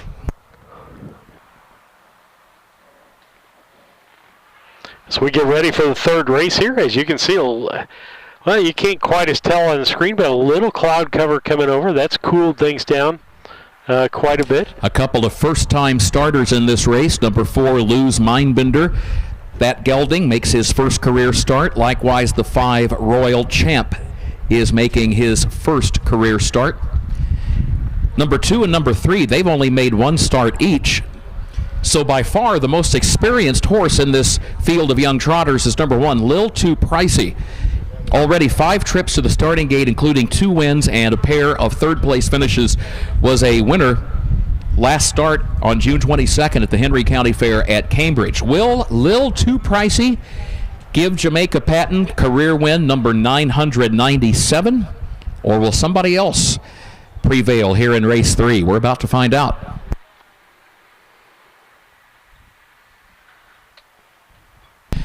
Have to tell you, I'm not real happy with Doc Flacco right now. The reason being, he was kind enough to tell me when I arrived here yesterday, he said, hey, just a heads up, we had to postpone till tomorrow.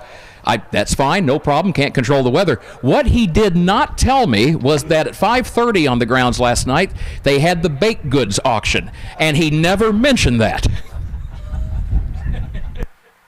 At the post, the gate is rolling for the 3rd race on the card. By the way, you all have some really talented people here in Knox County. If you get a chance this week at the fair, visit those domestic arts buildings and so forth. Had a chance to go through and look at everything last night, from the floral arrangements to the photography exhibit.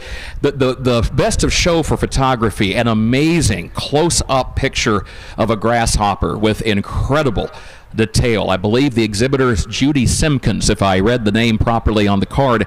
But be sure to take a look. A lot of folks have put in a lot of hard work, and their talents are on display throughout the week in those arts buildings here on the fairgrounds. Right now, here they come, 3rd race.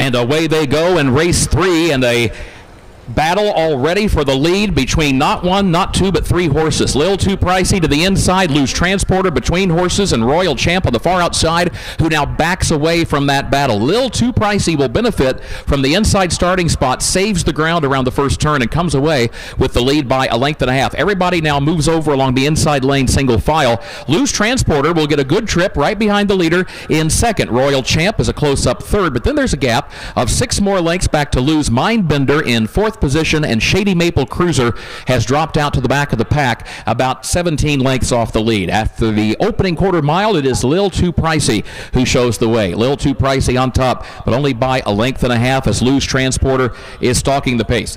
37-2 for the opening quarter, 37 2/5 seconds. After 3/8 of a mile, no change up front, no change in the order. It is still Lil Too Pricey leading it by a length and a half as they come on down to the half. Lou's Transporter is 2nd, and then Royal Champ lines up along the inside lane in 3rd. Lou's Mindbender is 4th, racing 5 lengths off the lead. Then a gap of another 8 to 9 lengths back to Shady Maple Cruiser with 1 lap to go here in the 3rd race. Again, brought to you by Doctors Jamie and Valerie Nessarold. Run 12-3 for the first half mile. 1:12 3/5. Back around the east turn they go. Lil Too Pricey is still the leader, on top a length and a half. But Lou's Transporter, only the 2nd career start, is right there. And now here comes the challenge. You might have noticed coming to the half, Lou's Transporter really wanted to go on and challenge for the lead. Casey Leonard restrained that 2-year-old trotter and said, nope, not yet. Now Casey says, now's the time. And it's side by side for the lead with a quarter mile to go. Lil Too Pricey inside and Lou's Transporter on the outside as they work on to the final turn. A gap of 4 more lengths back to Royal Champ in 3rd off 3/4. 147 and 2. 147 and 2. Lil 2 Pricey is off stride, and also Loose Transporter is off stride. So here comes Royal Champ trying to split the difference and move by them both. Royal Champ up to get a narrow lead off the far turn. Lil 2 Pricey is on the break once again. Loose Transporter is trying to re-rally from the outside. This is going to be close. Here's the wire, and Loose Transporter gets up by a head. Loose Transporter, after breaking stride with an eighth of a mile to go, lost ground, got back on the trot, and then rallied in the final 16th to win. 2:21 and 2, the time for the mile. 2 minutes 21 and 2/5 seconds. Loose Transporter amazingly rallies back after that break in stride to win it by a head on the wire over Royal Champ. Man, that was close. Another close one.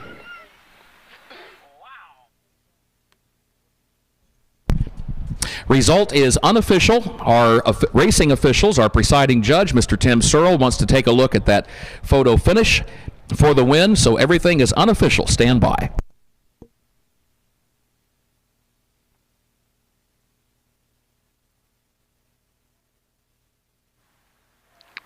Close race there. Yes, I saw the 3 come across first.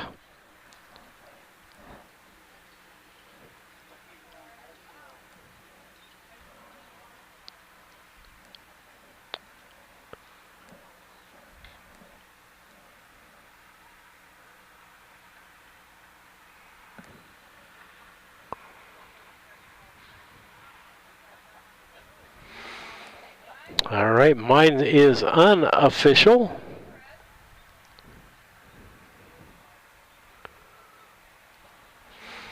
So we get you set up here.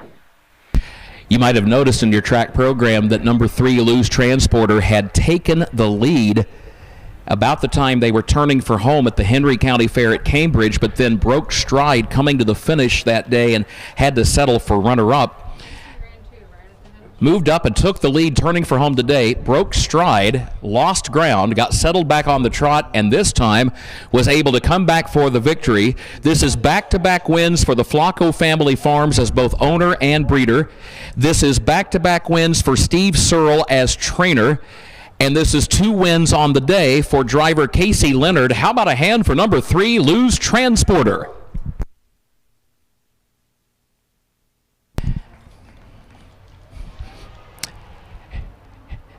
And the presentation now down trackside to our winning connections. And with Doctors Jamie and Valerie Nesselrode sponsoring the trophy for the 3rd race, it will stay all in the family with the Flacco Family Farms. This is career win number 997 now for Steve Searle as trainer. And Casey Leonard edges even closer to $25 million in career purses. Again, the Sire Lose Legacy, back-to-back winners on the card, sired by the Flacco Family Farms flagship stallion. This gelding is out of Fox Valley Lexus by Vaporize. Congratulations to Team Flacco with Lose Transporter. Here is the full field rundown. It's official for the 3rd race. From the top, Lil 2 Pricey finished 4th. Shady Maple Cruiser finished 5. Lose Transporter was the winner. Lose Mindbender was 3rd. And Royal Champ, the runner-up. The quarter, 37 and 2. The first half mile, 112 and 3/5. 3 quarters in 147 and 2/5. And the time for the mile, 2 minutes 21 and 2/5 seconds. And it reads down 4-5-1-3-2. I cannot imagine if you sat down and put together a list of all of the winners bred by the Flacco family farms over the years, you could spend a lifetime trying to compile that list and still not get it finished. And there is the newest one, Lose Transporter. Let's play Pick a Winner. All right, with that, we look back at our picks here. Tyler, I'm sorry. You actually would have got 1 point out of that last race. Or no, excuse me, 2 points. No, I'm back to it again. 1 point for the 3 in the box. Nothing for any places there. Overall, David got 3. I got 1. Lisa got 1. And taking a lead now is Mike Paradise with 13 points as he picked the first and the third place horse. With that, we'll be right back.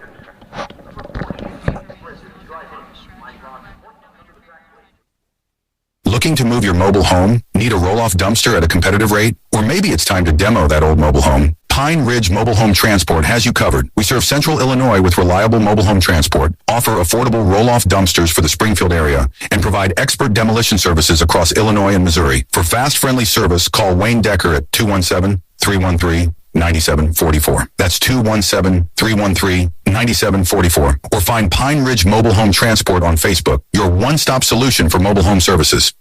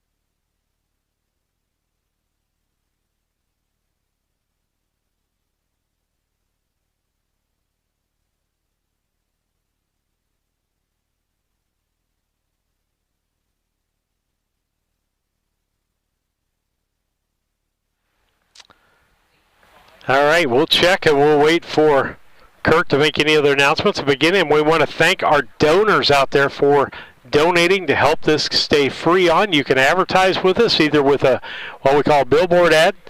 No talking, just up for about 15 seconds, 2 or 3 times. We just took a look, the U.S. Trotting Association. If you want the latest information on the sport of harness racing, just go to ustrotting.com. We took a look at the pedigree resources they've got online. That horse that just won, that 2-year-old trotter, Lou's Transporter, that is a gelded full brother to Lou Zodic that won nearly $400,000.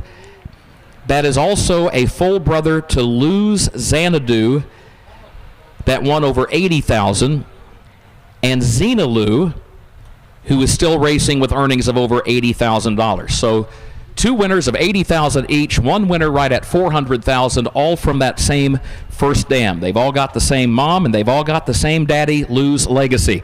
That has been quite a potent cross, Lou's Legacy with Fox Valley Lexus. So it will be fun to follow the career of Lou's Transporter.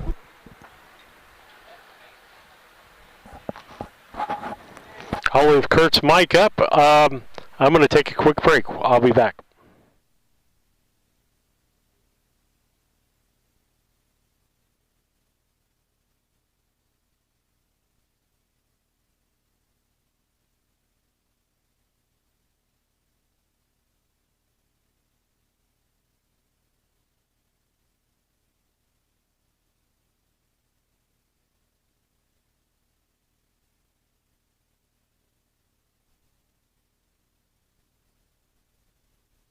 Wanted to pass along a word of congratulations. Before the races today, we had a chance to speak with Peter Uribe of the Quad Cities area.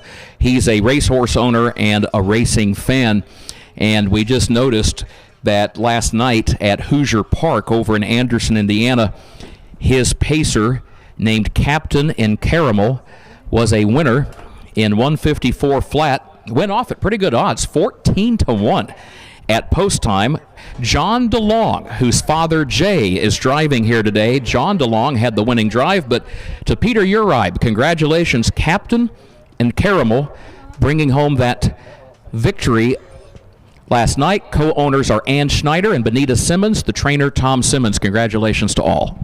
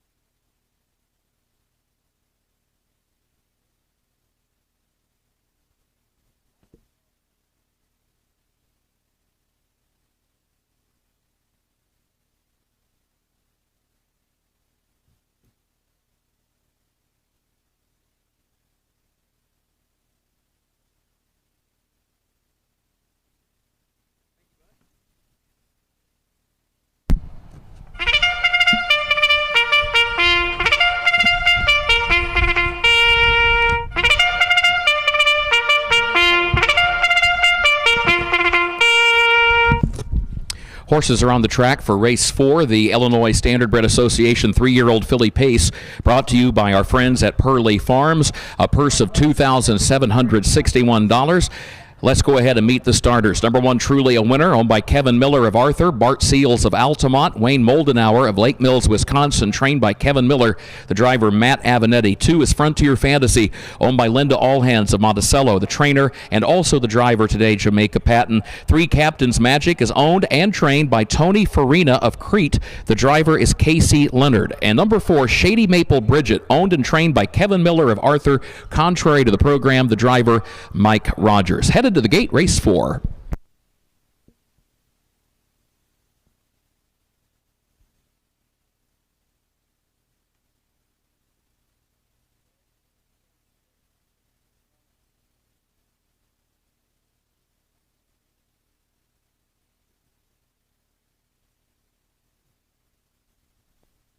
Folks, it's hard to believe we have already reached the 1/3 point of the 2025 statewide Illinois County Fair harness racing schedule. This is stop number 9 of the 27 fairs which offer harness racing across the state. So far, 1/3 of the fairs that have raced have experienced some challenges because of rain.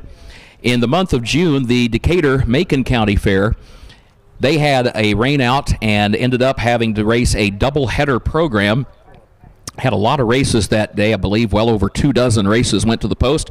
The Schuyler County Fair at Rushville, they had a rain out, and they had to go ahead and realign their schedule with a doubleheader as well. The good news is everything that was supposed to be raced got raced. Maybe not according to the original schedule, but just like we've seen here today, at least the horses have gotten onto the track, and we have gone racing. We told you the White County Fair at Carmi this evening has 11 races. They get underway at 5 o'clock. They go racing at the DuQuoin State Fairgrounds down in southern Illinois. Tomorrow, 12:30 p.m. for qualifiers, the first purse race at 1 o'clock. And again at DuQuoin Friday, post time 1 o'clock for 15 races. So it is a busy week. We're glad to have you be part of it here today at the Knox County Fair for harness racing. At the post, and the gate is rolling.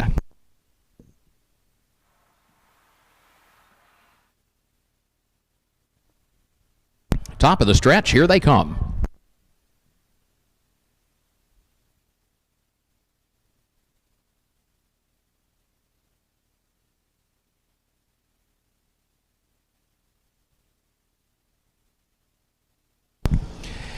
They are off and pacing. There goes Frontier Fantasy right out for the early lead. Truly a Winner has early speed to the inside, and now Truly a Winner scoots up along the inside lane of the racetrack and saves the ground around the first turn and takes the lead by a length. Frontier Fantasy content to go ahead and let Truly a Winner set the pace, so that means Frontier Fantasy will move over right behind the early leader now in the second position off the first turn and up the backstretch. A gap of 3.5 more lengths to Captain's Magic in third, a length and a half, and Shady Maple Bridget last of the 4 as they go past the quarter-mile mark with Truly a Winner dictating the early tempo. It is Truly a Winner who's on top by just a length with Frontier Fantasy in second. 32-2 for the opening quarter, 32 and 2/5 seconds for that first quarter mile. Gap of 3 lengths back to Captain's Magic, who's third by just a length, and Shady Maple Bridget is last of the 4 after 3/8 of a mile. Coming down to the halfway point here in race 4, sponsored by Pearly Farms, and it is Truly a Winner who shows the way. No one stepping out of line just yet. Truly a Winner is on top by a length. Frontier Fantasy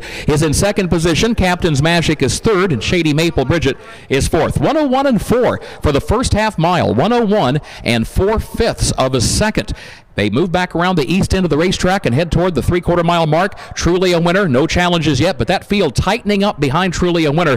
It is now just a length or so separating each position. Truly a Winner has the lead as they go to the 3/4. Frontier Fantasy now gearing up for the challenge and starts to make a move toward the outside because Captain's Magic is coming on from third and Shady Maple Bridget is fourth, but Truly a Winner fights off every challenge so far. 1:32-2, the fastest half mile and the fastest 3/4 of a mile so far. Here this afternoon, that 3/4, 1:32-2. Truly a Winner leads it. Frontier Fantasy takes a peek to the outside, and now here comes Frontier Fantasy. It is Truly a Winner with the lead by a length. Frontier Fantasy driving up on the outside. Now they're stride for stride. They're coming down to the wire. What an amazing day of racing. Another close finish. Frontier Fantasy wins it by a neck. That is career win number 997 for driver Jamaica Patton. Frontier Fantasy wins by a neck over Truly a Winner, who was home second. 2 minutes, 2 minutes and 1. Fastest mile of the day so far, 2 minutes and 1/5 of a second. 2 minutes and 1/5 of a second. Your winner, unofficially, Frontier Fantasy.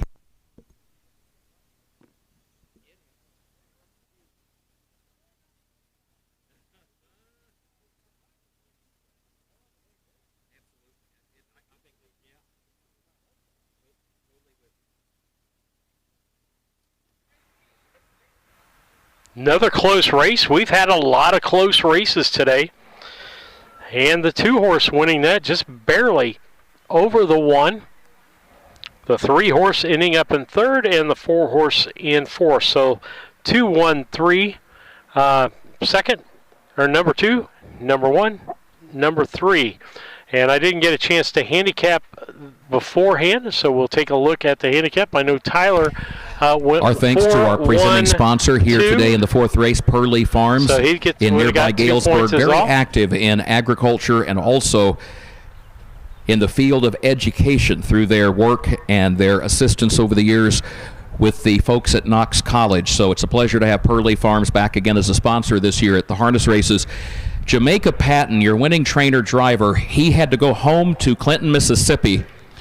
And a nice round of applause for Jamaica. He made the 800-mile trek down to Clinton, Mississippi from his home in Rochester, Illinois, just a few days ago, and he helped lay his grandfather to rest, Freddie Patton Sr., who passed away at the age of 84, who was a horseman himself. And we talked to Jamaica before the races, and we said, what would you want the crowd to know about your grandfather? He said, my granddad raised me. He was a great man. And he also taught Jamaica a love of harness racing. How about a hand for Jamaica Patton, folks? Win number. And congratulations also to Linda Allhands of Monticello. She is the winning owner. And Frontier Farms, the winning breeder. The winning 3-year-old filly by Captain Trevor out of Smashbox by Mach 3. 4th career win for Frontier Fantasy. 997 career victories now as a harness horse driver for Jamaica Patton. Let's go ahead. Is this official, Judge?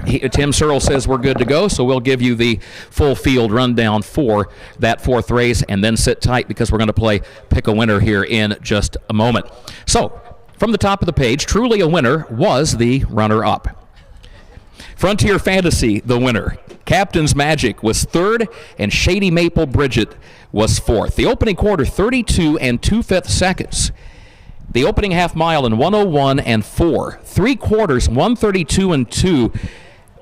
The mile in 2 minutes and 1/5 of a second. How about that last quarter? 27 and 4/5 seconds. And that's what happens. You get a couple of good fillies that start going at it for the lead like we saw in that 4th race. They tend to roll home pretty good, and it produces a mile in 2 minutes and a 1/5. It reads down 2-1-3-4. All right, let's play Pick a Winner.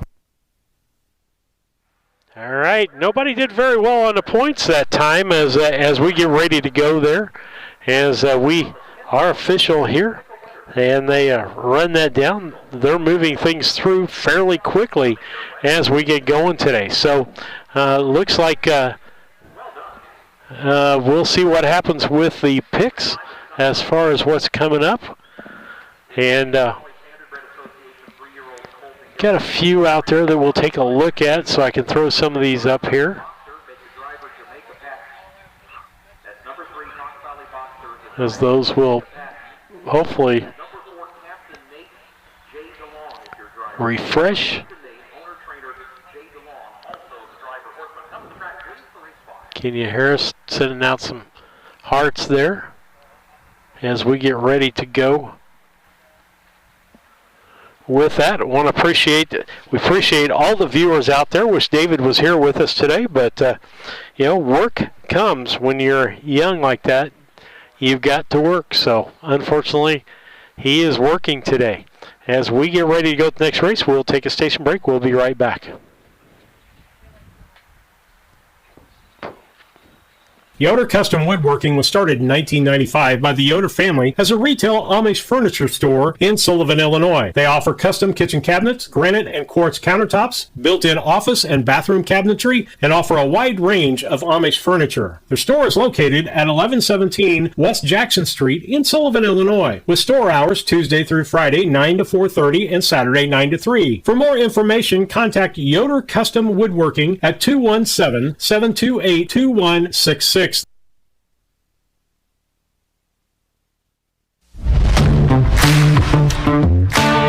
Kerr Auction is your trusted source for ag equipment, attachments, construction gear, trucks, trailers, and hard-to-find parts. With live and online auctions at kerrauction.com, you can bid from anywhere, field, job site, or front porch. From big equipment to small parts. If you need it, Kerr Auction has it. Don't miss your next deal. Check out kerrauction.com today. Kerr Auction, built for the working world.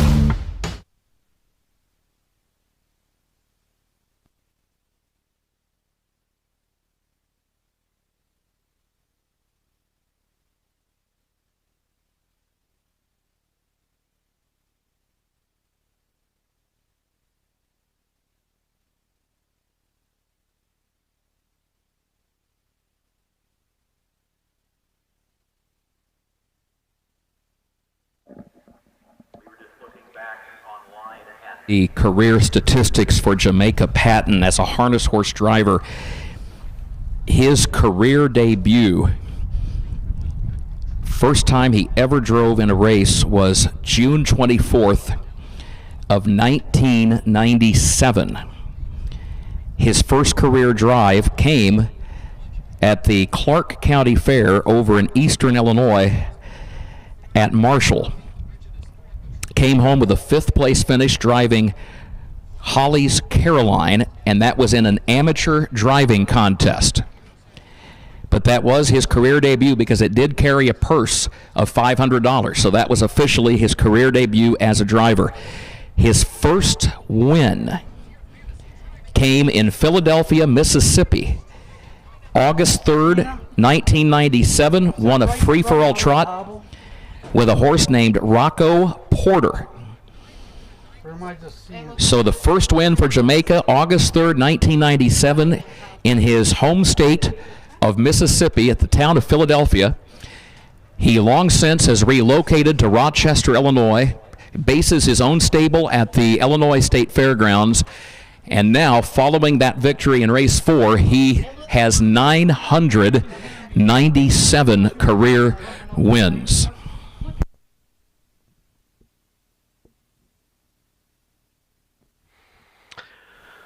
All right, want to remind you of our schedule. We'll be on next week, the 14th, on Monday from Farmer City.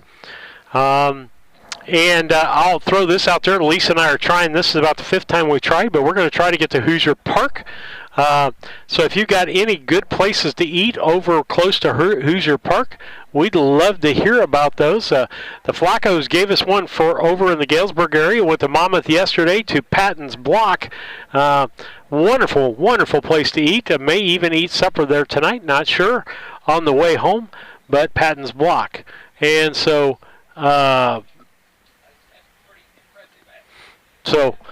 give us a place to eat or a place to go if you were over at Hoosier Park in Indiana, going over there. Going to be our first time over there. We're going to spend a couple of days there after we get done in Farmer City. Then we'll be to Paris, Urbana, and Lewiston all the following week, and then the last week of July, cram-packed full of racing for you from Charleston and Altamont. David and Lisa and I will be down there all week long. Then come back to Mount Sterling for Brown County Fair on Saturday and Sunday, and the Downstate Classic on Saturday, and thousands of dollars at stake there. Probably close to $100,000 at place there. So let's stay on board. We're in Morrison and Pana with that. From Wikipedia.org.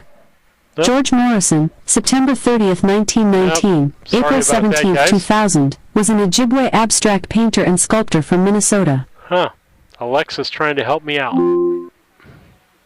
And I'm going to stop Alexa from helping me out. Uh-oh. I might have lost my PowerPoint, but we'll get that back, not a problem. But the schedule, you can advertise with us. We'd love to see you as one of our advertisers on here to keep this free on the Waiting air. on number 1, He's a Dark Shark, and then we will be ready to go here in race number 5. Looking around the fairgrounds here at the Knox County Fair, we are reminded we've got a number of racing officials here today who have had experience training horses and driving horses. That includes not only our presiding judge, Tim Searle. It also includes one of our timers, Rick Flacco. It also includes our starting gate crew, Stacy DeRoos, who is our starter, and the gate driver today, Jim Austin. All of those individuals have sat in a race bike. They've competed in races. And we mentioned that because you might have noticed, if you looked over to the backstretch a few minutes ago, one of the drivers, Justin Robertson, noted he had an equipment issue with number 2, Jets Ranger, and Jim Austin quickly jumped out of the starting gate and was able to lend a hand and help get the equipment repair made. So it's one of the benefits here on the Illinois Fair Circuit. We are fortunate to have a number of racing officials who not only come from a racing background, but to be specific, have experience training and driving horses.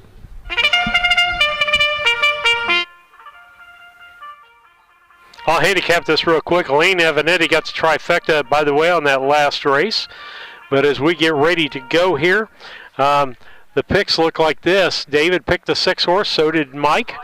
And then both of them flip-flopped the 1 and the 3 horse for those. And so I picked the 1 horse, 1, 3, 4. Lisa picked 3, 4, 6, 3, 1, 6. We'll go back to the track announcer. Is co-owner, and Matt Avanetti, the driver. 2 is Jets Ranger, owned, trained, and driven by Justin Robertson of Galesburg, and co-owned by Lori Van Fleet, also of nearby Galesburg. Number 3, Fox Valley Boxer, owned by the Final Turn of New Smyrna Beach, Florida, of Anthony Overheiser, owned by Mark Winship of Canton, Illinois, trained by Rob Redoff. A reminder, the driver, Jamaica Patton. 4 is Captain Nate, owned, trained, and also driven today by Jay DeLong of Clinton, Wisconsin. 5, Money Makin' Monty, owned by Donald Laufenberg of Highland, Wisconsin. The trainer, Terry Leonard. The driver, Mike Rogers. And number 6, Monday Morning Merle, is owned by Bruce and Linda Greider of Oswego, trained and driven by by co-owner Terry Leonard of Harvard, and driven by his son, Casey Leonard. They are at the post, gates rolling, as we move into the middle portion of this 9-race card here today at the Knox County Fair. Big day of harness racing across the state of Illinois. 20 combined races, 9 here today and 11 to come this evening down at the White County Fair at Carmi. Don't forget, here tonight, in front of the grandstand, it's going to be a great show. It is the Diamond Ag presents the Jim Smith Memorial Tractor and Truck Pulls, 6 o'clock. The Ground Pounders will be here tonight in front of the grandstand. Here they come right now for race 5.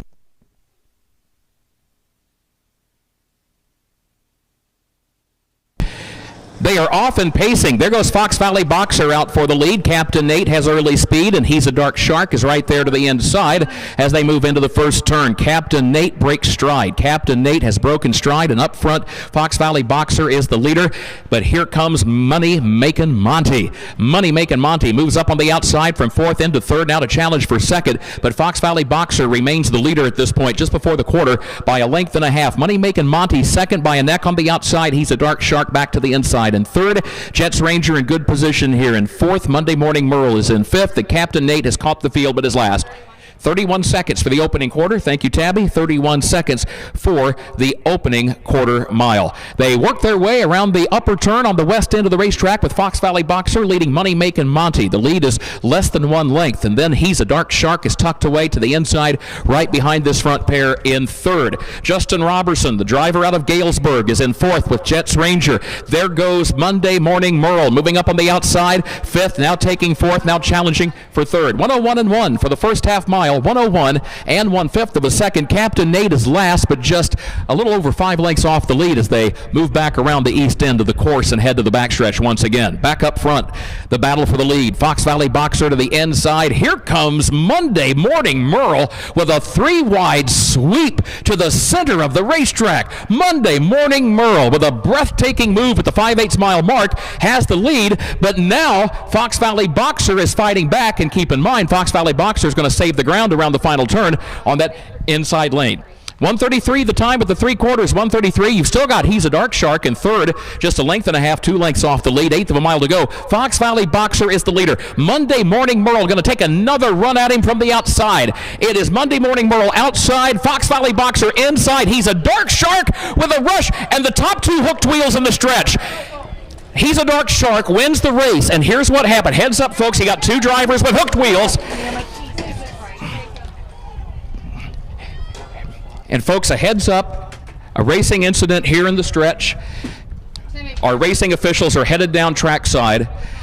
What had happened coming to the wire, the lead 2 horses, which were the 3 Fox Valley Boxer and the 6 Monday Morning Merle, they drifted together and they hooked wheels. It was the right side wheel of Fox Valley Boxer, the left side wheel of Monday Morning Merle. They hooked wheels here in the stretch. He's a Dark Shark accelerated by to their outside for the win. And then Captain Nate, who had been under a full head of steam and was coming fast in the stretch, just had nowhere to go. So stand by, more information here in just a moment. Rick Flacco, our co-superintendent of speed, and wife Tabby, who shares that role with him, they are both trackside to assist. Drivers Jay DeLong and Jamaica Patton, Tina Schrock, also Walter Lee Holmes from the Jamaica Patton stable. Tina Schrock, of course, is one of our racing officials. There's Rob Ridoff. He's the trainer of number 3 Fox Valley Boxer, and our presiding judge, Tim Searle, is coming trackside as well. We talked about this just a moment ago, but we are fortunate to have so many racing officials who grew up in racing families and in many cases have had experience themselves as trainers and drivers. So a lot of folks helping on the scene who have knowledge of horses and of racing and proper procedures in the event of a racing incident.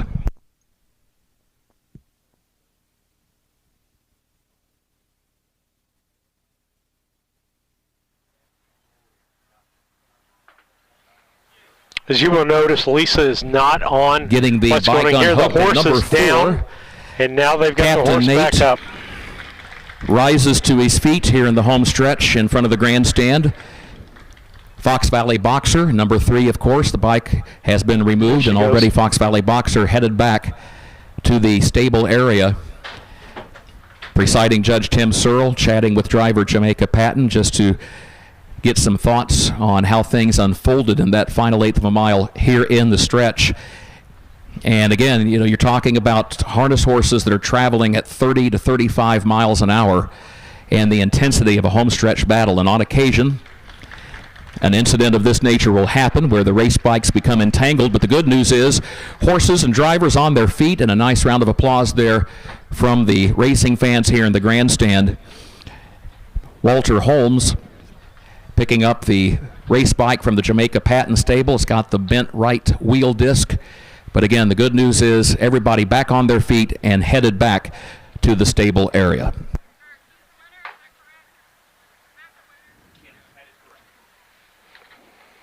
The winner is correct. After that, I'll have to wait for the rundown from the It is judges. incredible. The split-second decisions that have to be made by the men and women who drive harness horses. They don't get the benefit of rewinding the tape. They don't get the benefit of sitting in the Monday morning armchair to quarterback what happened. They have to make those decisions in the blink of an eye, and we commend everyone involved for doing the best that they possibly could with a difficult set of circumstances. And that includes the driver of the winner, Matt Avenatti, who alertly went to the far outside to clear those other horses. How about a hand for He's a Dark Shark?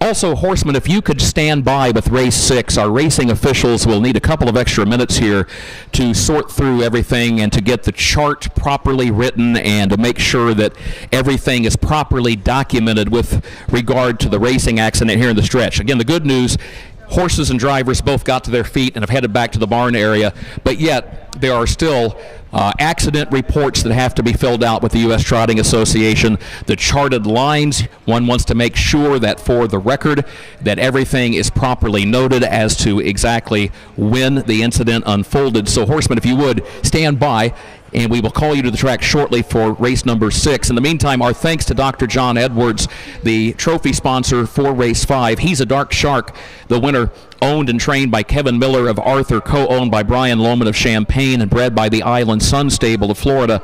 8th career win for that 3-year-old gelded son of Revenge Shark out of Joyce's Choices by Art Major, the winning driver, Matt Avenatti. At this point, we can tell you the winner is official, and we'll get the time for the mile in just a few moments. But the winner is official. And in the meantime, our racing officials continue to confer. Here's another great thing about the age of technology. We mentioned the fact that Harness Tube is here today, providing the live stream of the races. Don't forget, you can find their channel. Just go to youtube.com and enter Harness Tube in the search field. One of the great things about the modern era of technology, our racing officials right now, our presiding judge, Mr. Tim Searle, our associate judges, Rick and Tabby Flacco, and our official charter and photo finish technician, Tina Schrock. They are all trackside immediately east of the infield judges stand under the green tent, taking a look at video of the race, and that's only possible because our friends at Harness Tube are available to make that video available to them so that they can go back and take a look. And again, the reason here is when it comes to filing and submitting an accident report with the U.S. Trotting Association in Columbus, Ohio, and if, for example, the Illinois Racing Board might say, hey, we're curious exactly what happened, in addition to the fact that you want the information accurate in the horse's past performance lines, for all of those reasons, that is why our racing officials have said, hang on a minute, we're going to temporarily suspend the program because we want to look at the video and make sure that we document this racing accident properly and accurately. So that is what they are doing. We can tell you as we await the chance to move forward with the card in just a couple of minutes. Congratulations, Jalissa Taylor. Jalissa Taylor, you have won the $10 pick-a-winner draw. Jalissa Taylor. Yep, there she is. Very good. Right down front, just east of the start-finish line, down toward the front rows of the grandstand. Jalissa Taylor choosing He's a Dark Shark. More in just a moment. Horsemen, stand by.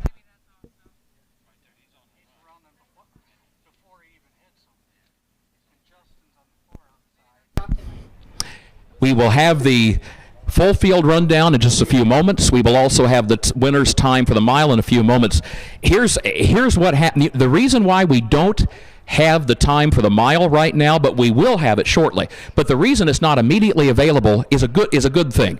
It's because as soon As that incident unfolded, our racing officials, including our timers, Rick and Tabby Flacco, who know the horse business and know it well, they ran down the steps of the judges' stand because their priority at that point became, let's tend to the horses and drivers.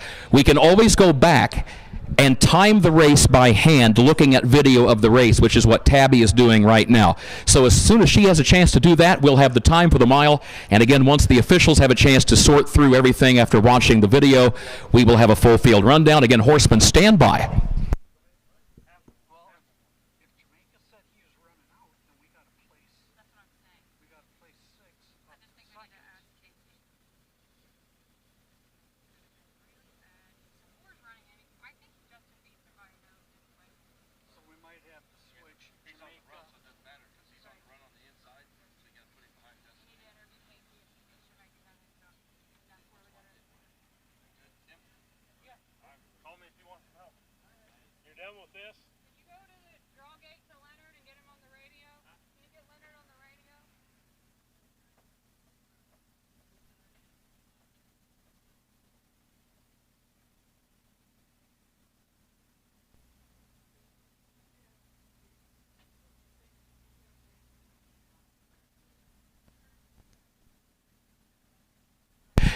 Casey Leonard, could you come to the draw gate, please? The presiding judge would like to speak with you by two-way radio just to get further information. The judge has been talking to the drivers who were involved in that accident in the stretch, and again, just wanting to make sure that when the accident report is submitted, that everything has been properly and thoroughly vetted as to the circumstances around the accident. So the starting gate is going to make its way back up to the draw gate here in just a moment. And Casey, if you could come to the draw gate to speak with the judge by two-way radio, we would appreciate it. Thank you.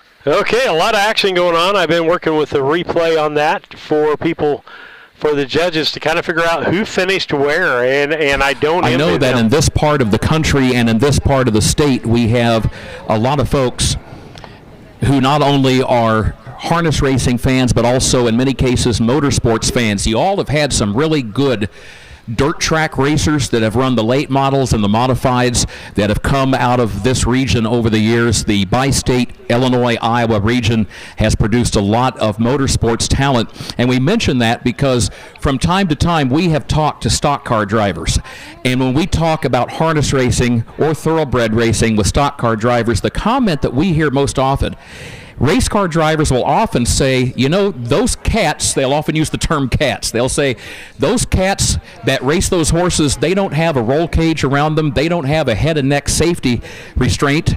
They are just kind of sitting out there and, you know, good luck and take your chances, so to speak. So there's a lot of respect among the motorsports world for folks who compete as harness horse drivers and thoroughbred and quarter horse jockeys, and we hear the same thing the other way.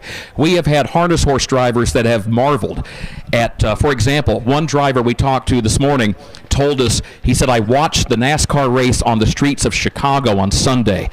And he said, driving 140, 150 miles an hour down Lakeshore Drive and then trying to make a right-hand turn onto East Roosevelt Road, much respect going that direction as well. So anytime you talk about the world of sport, especially racing competition of any kind, great deal of mutual respect among the competitors.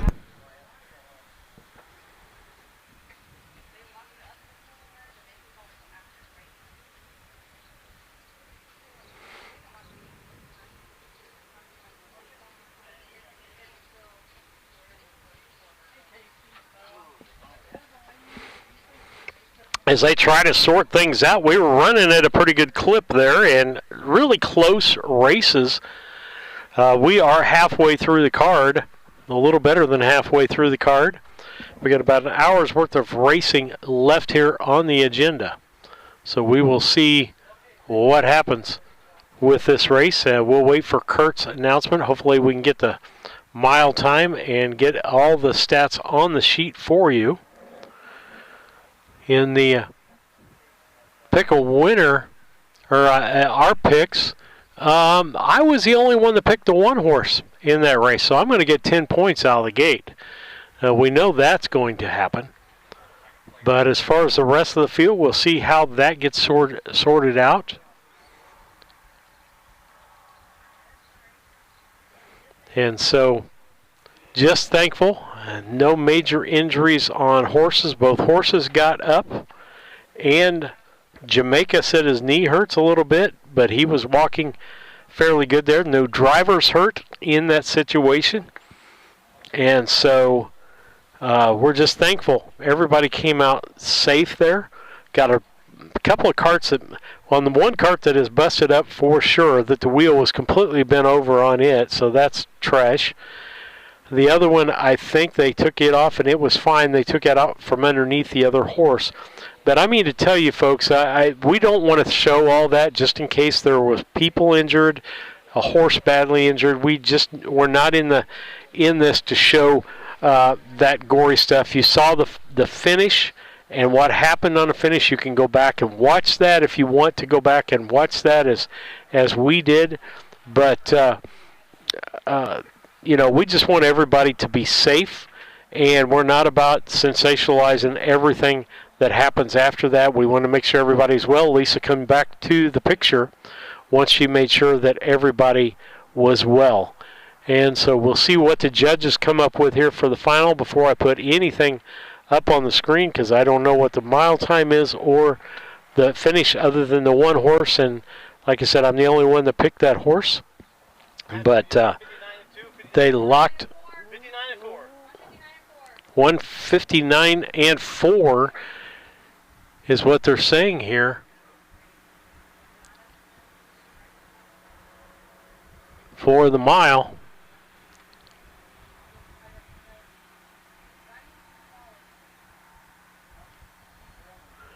So I do have 159 and 4 down. Fast mile there. As he's a dark shark. Finally coming up with a winner again. Hadn't won since the 3rd of June in Carlinville. Matt Avenatti driving the horse. Kevin Miller horse to win that race. And we'll wait for Kurt's rundown. But it looks like to me that we should be getting ready to go here shortly as soon as we get the finish on this one done.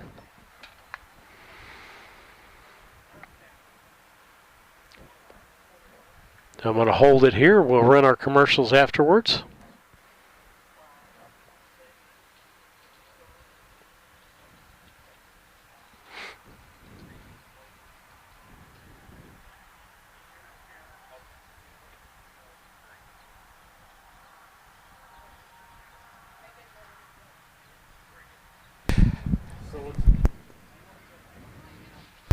The full field rundown and the final time for the mile are now official for race 5. First of all, the time for the mile, 1:59 and 4. Another quick last quarter there, 26 and 4/5 seconds.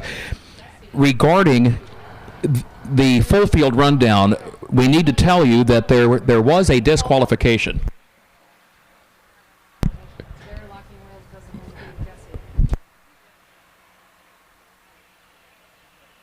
More in just a moment. Stand by. All right, so there was a disqualification out of that, so we'll see what happens there. The disqualification I could see coming from the horse that ran into the pack there. Boy, two horses with their wheels in front of you. Apparently he didn't see them at all. I don't know what that was. So the full field rundown, we'll get to that in a moment. Let's start with the disqualification. Number 3, Fox Valley Boxer, finished second but was disqualified and placed 3rd because of interference committed against number 6, Monday Morning Merle. And Monday Morning Merle, who finished 3rd, was placed 2nd. Keep in mind, despite the fact those two horses hooked wheels in the stretch, they did still cross the finish line with both drivers in the race bike. So keep that in mind.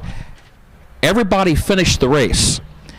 And with that in mind, number 3, Fox Valley Boxer, finished 2nd, disqualified and placed 3rd for bearing out to driver's right and hooking wheels with number 6, Monday Morning Merle, who finished third but is placed second. So let's go ahead now and give you the full field rundown. It is official from the top. This is race 5. From the top, He's a Dark Shark was the winner. Jets Ranger finished 4. Fox Valley Boxer finished second, disqualified and placed third. Captain Nate finished 5. Money Makin' Monty was 6. And Monday Morning Merle finished third, placed second. The quarter 31 flat. The first half mile 101 and 1/5. 3 quarters in 133. And the mile in 159 and 4. With the placings, it reads 143.562. Race 6 is on the track and at the post, and the gate is rolling. Brought to you by Chris Pepmeyer and Remix Properties. $4,700 plus the purse here. And let's meet the starters quickly. Number 1, Toughest of the Tough, owned by Carlos Santos, leased by Carlos Santos of Springfield, trained by Alexander Conti. Contrary to the program, it is Casey Leonard in the bike. 2 is Frontier Duke, owned by Jackson Loy of Beecher City, trained and driven by Mike Rogers. All right, horseman number 5, Winning T-Bone, is on the way out at the draw gate. Our presiding judge looked over along with our charter, and they said, believe we're missing a horse. So indeed that is the case. I'm going to go to commercial. So no harm, no foul. Winning T-Bone is on the way.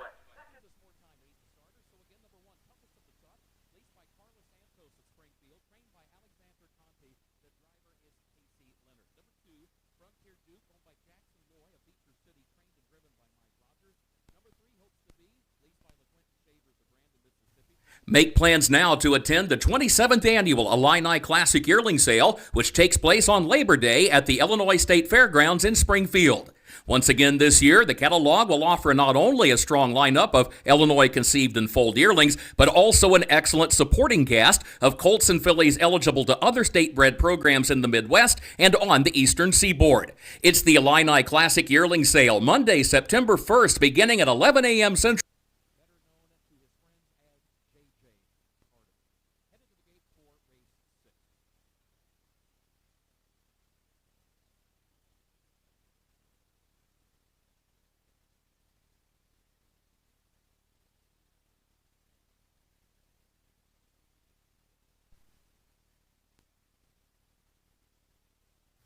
Make plans now to attend the 27th Annual Illini Classic Yearling Sale, which takes place on Labor Day at the Illinois State Fairgrounds.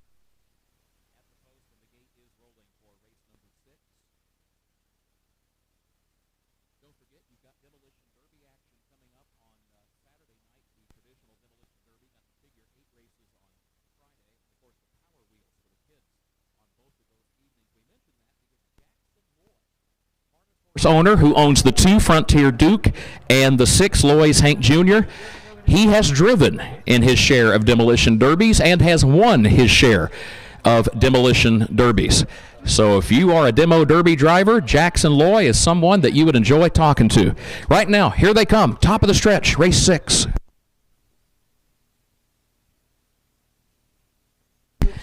Loy's Hank Jr. off stride. Loy's Hank Jr. on a break. The rest are off and trotting, and there goes Hopes to V out for the early lead. YF Rocket comes away in second. Toughest of the Tough gets away racing in third down toward the inside as they swing around the first turn. Frontier Duke is racing in fourth by a neck. Winning T-Bone is in fifth, and then a margin of better than 25 lengths back to Loy's Hank Jr., who's sixth and last after breaking stride before the start. Winning T-Bone is now off stride on the back stretch, and Frontier Duke also got rough gated and lost several lengths. So that pair, they will have about 15 to 18 lengths to make up as they go by the quarter-mile mark. Hopes to V is the leader and leads it by a length and a half. Opening quarter, 31 and 2. Thank you, Tabby. 31 and 2/5 seconds for that opening quarter mile. Hopes to V is the leader by a length and a half as YF Rocket travels in second, a length and a half. Toughest of the Tough, a close third, but then a gap of better than 15 lengths back to Frontier Duke, who's in the fourth position. Another 7 lengths back of that one to Winning T-Bone in fifth, and another 25 plus back to Loy's Hank Jr., who's sixth. Halfway home in the Chris Pepmeyer Remax Properties race for trotters, 3-year-old trotters, headed back to the East End 101 and 4. Good opening half mile for the sophomore trotters, 101 and 4/5 seconds. Approaching the 5/8 mile mark, it is Hopes DeVee, Demarius Wakefield sitting chilly in the race bike and leading it by 2.5 lengths. YF Rocket is second by 2. Toughest of the Tough is third. Then a gap of a dozen more lengths back to Frontier Duke in the 4th position. Another dozen lengths back to winning T-Bone, and then Lois Hank Jr., who's last as they go by the 3/4, and Hopes DeVee has opened up on a 3-length lead. 132 and 3 for the 3/4, 132 and 3, but here comes a challenge. Toughest of the Tough is coming stoutly on the outside. There's an 1/8 of a mile to go. It is still Hopes DeVee, the leader. Toughest of the Tough is within a length and a half, but running out of time here. Hopes DeVee wakes up, responds to the challenge. Hopes DeVee says, no problem, I've got this one. Hopes DeVee wins it for Demarius Wakefield by a length and a half, almost 2 lengths on the line. It was Toughest of the Tough in second, and then it was another nearly 10 lengths or so back to YF Rocket in third, another 15 lengths back to Frontier Duke in fourth, winning T-Bone fifth. Lois Hank Jr. will come across the line as sixth. 2:01 flat was the time for the mile. 2:01 flat. Good, quick mile by Hopes DeVee.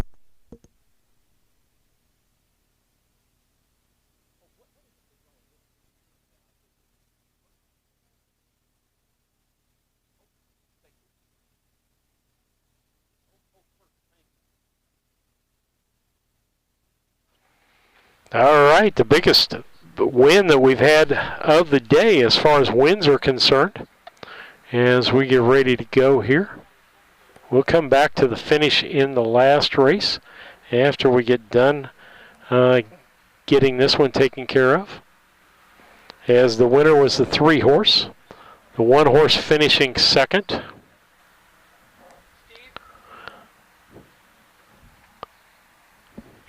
And I got a call to do something for a judge, so I'll leave it to Kurt. We'll be back.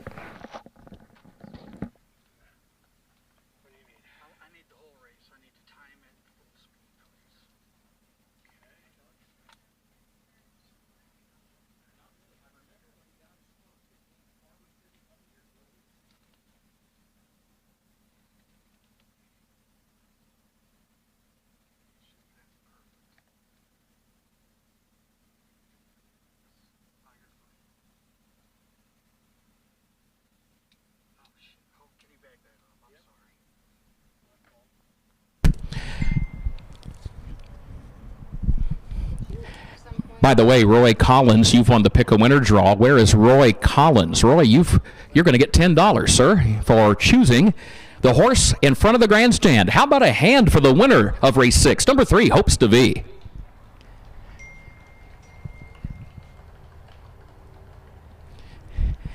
Hopes DeVee is leased by LaQuinton Shavers of Brandon, Mississippi, who has owned his share of nice trotters over the years here in Illinois. The breeder, Merle Miller, the trainer, Roshan Trigg, and the driver, Demarius Wakefield. Demarius, 20 years of age. He got his first career win 2 years ago at the Farmer City Fair. So, Demarius, good to have you back on the Illinois Fair Circuit. Congratulations. Remember when he won that night at Farmer City? We talked on the microphone about the fact that we hope that would be the first of many more to come, and he has continued to pile up wins since that night 2 years ago. Actually, I believe 3 years ago now, if I remember correctly. We'll have the full field rundown and the stand by regarding the final time of the mile. We may clarify that final time in just a moment. We still owe you the full field rundown.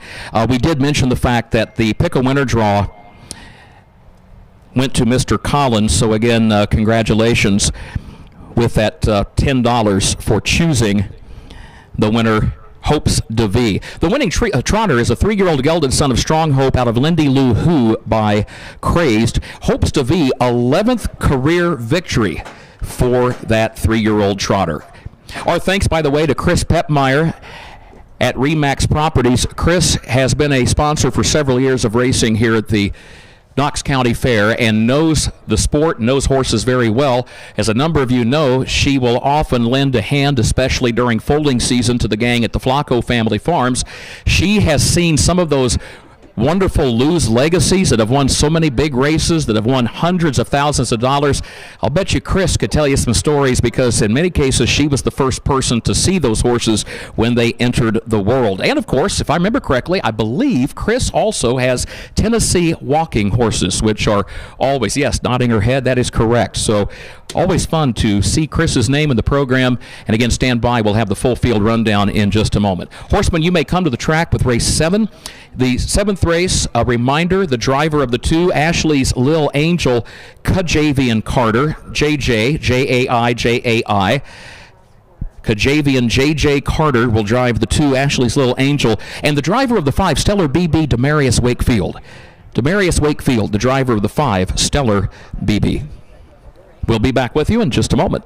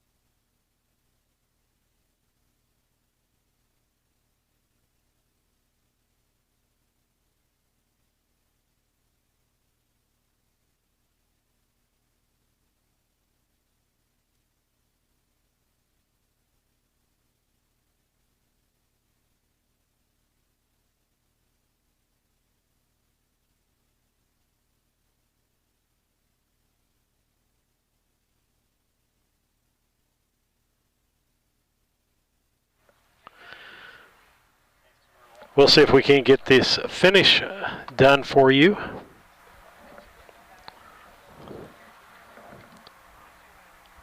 And get it on the screen, and we'll go back to the last race and give you the last race results so that we can do our picks. But this is unofficial of what we're showing there. I'm going to go back in a minute to race 5 we'll just talk about our picks. I'm not going to go back to the race, as we got most of that taken care of. Well, I guess I'm going to have to. Let's do race 6 first. The finish was 3-1-4. 3-1-4. Which means David got... Here is the 5 full points. field rundown. It is official for race 6. From the top, toughest of the tough was the runner-up. Frontier Duke finished 4th. Hopes DeVee was the winner. YF Rocket was 3rd. Winning T-Bone finished 5, and Loy's Hank Jr. was 6. The opening quarter, 31 flat. Please note, the opening quarter, 31 seconds flat.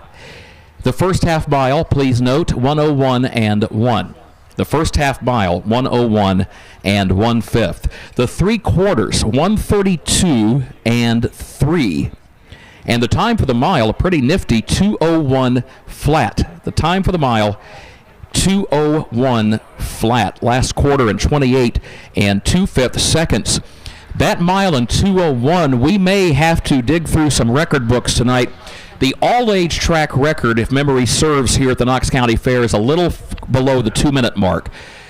Don't immediately recall about the 3-year-old trot track record. So that's not an all-age track record, but 2:01 flat, if that's not a 3-year-old trot track record, that has got to be, one would think, one of maybe the top 3 or 4 fastest 3-year-old trotting miles, and maybe one of the top 3 or 4 overall all-time on this racetrack. Again, the all-age track record, if memory serves, is around 159 and a fraction for the trot here.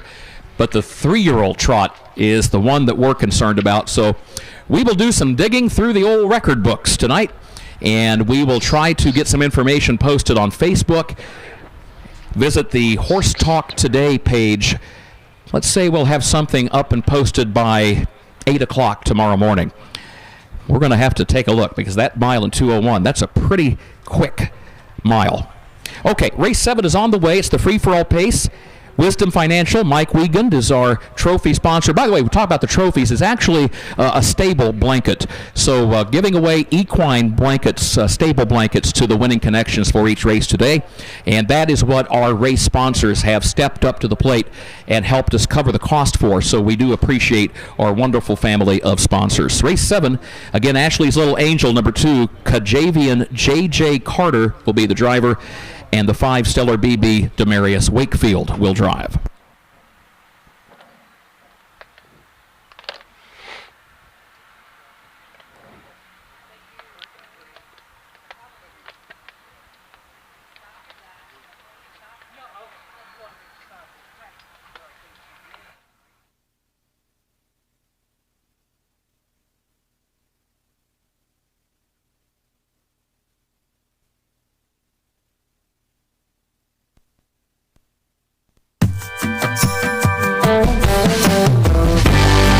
Avenatti Racing, a third-generation, family-run stable with a legacy of excellence.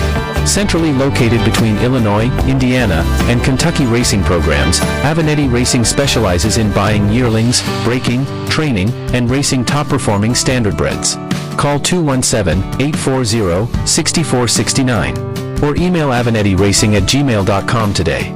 Avenatti Racing, from yearling to racetrack, we build contenders.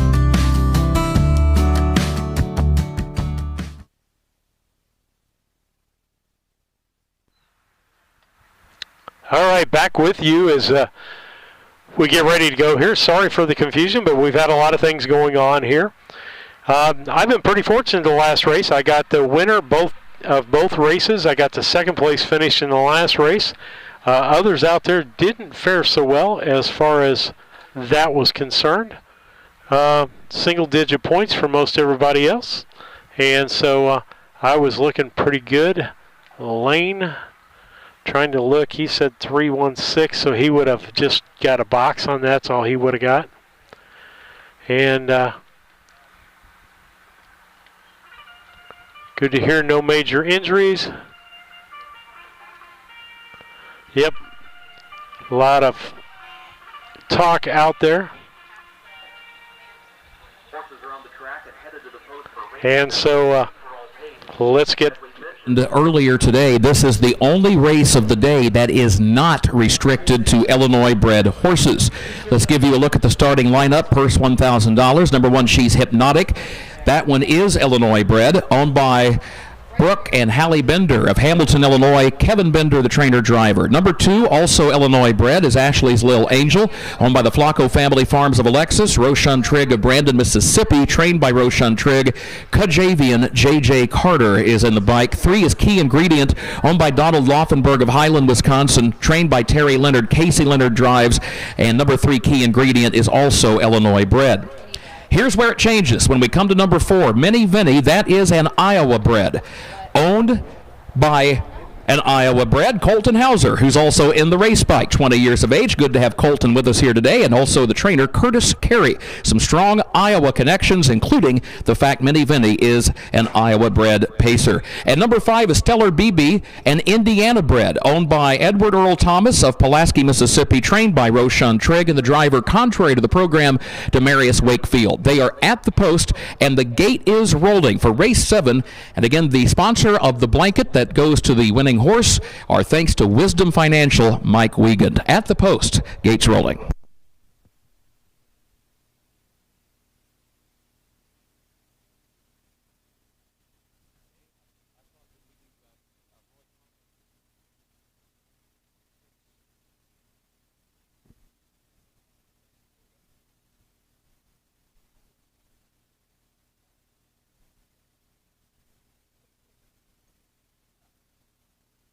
Here they come, race 7.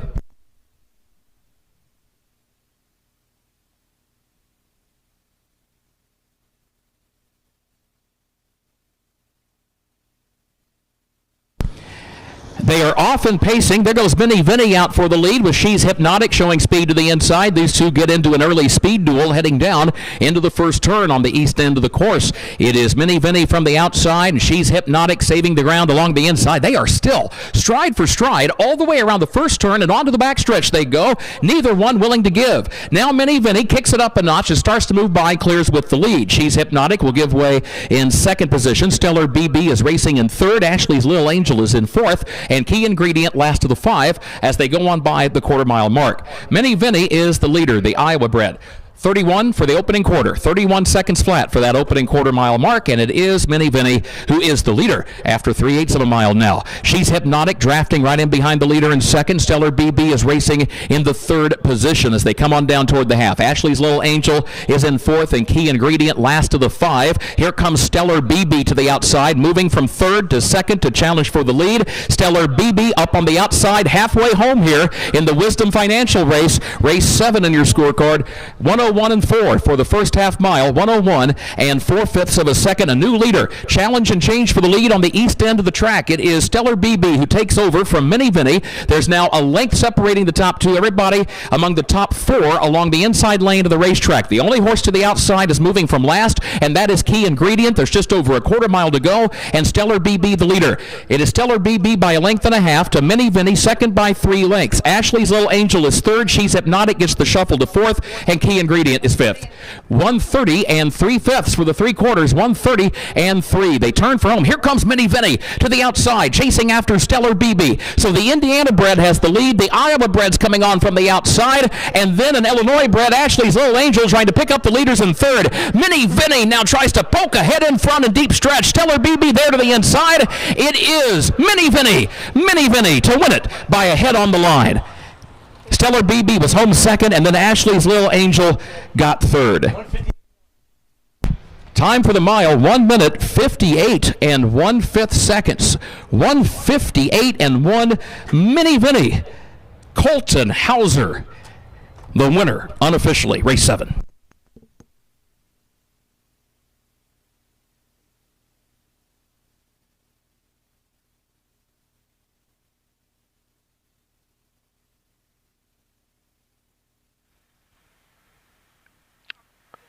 Good races today here at the Knox County Fair. As we get that finish in, it looks like it's going to be 4-5-2 on the finish. And so as we get going here, that was race 7. Just 2 more races for today. So the 1 horse finished 5th. The 2 horse finished 3rd. The 3 horse finished 4th. 4 horse finished 1st. And the 5 horse finished 2nd. 4-5-2 unofficially here as we take a look at things.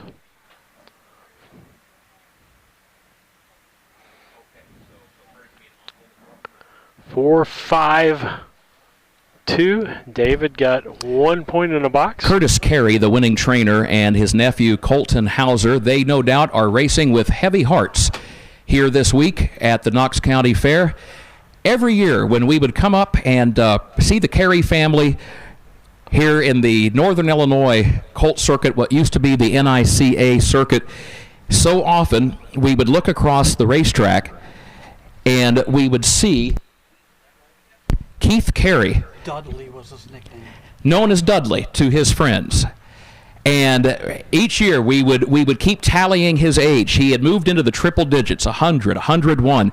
On July 1st, just 8 days ago, Keith Carey passed at the age of 104. Our belated condolences to Curtis, to Colton, to the entire family. And with this win, guys, we celebrate the great legacy of Keith Carey. Gentlemen, thank you.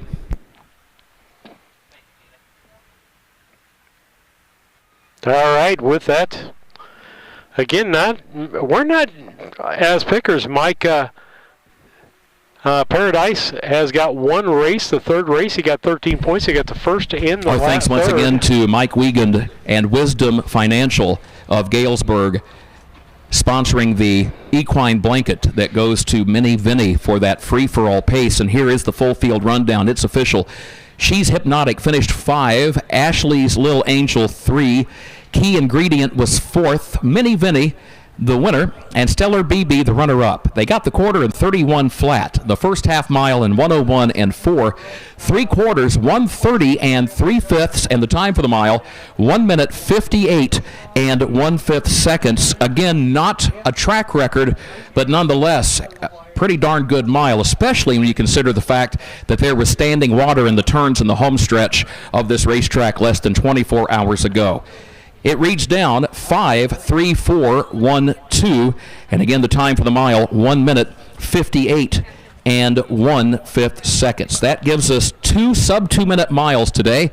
And I doubt if folks were here yesterday evening around 4 o'clock, 5 o'clock and looked at the racetrack, had we told you that by the time we got to about 1:45 on this Wednesday afternoon, we would have seen 2 miles quicker than 2 minutes. I doubt anybody would have believed it, but yet here we are. And our thanks once again to Josh Smith and Rick and Nick Flacco for their hard work on conditioning the racetrack. Okay, race 8 coming up. Race 8 is coming up. Scratch the 2, Zena Lou.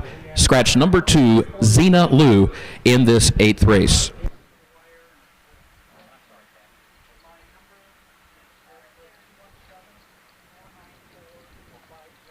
We'll play Pick a Winner in just a moment.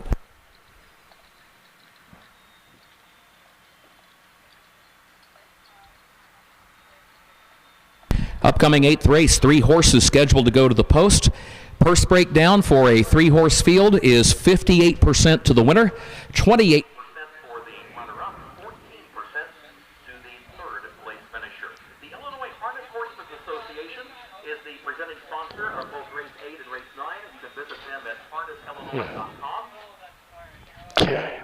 Casey Leonard is vice president of the organization. Of course, we've seen him on the racetrack here today. Looking to move your mobile home? Need a roll-off dumpster at a competitive rate? Or maybe it's time to demo that old mobile home. Pine Ridge Mobile Home Transport has you covered. We serve Central Illinois with reliable mobile home transport, offer affordable roll-off dumpsters for the Springfield area, and provide expert demolition services across Illinois and Missouri. For fast, friendly service, call Wayne Decker at 217-313-9744. That's 217-313-9744. Or find Pine Ridge Mobile Home Transport on Facebook, your one-stop solution for mobile home services.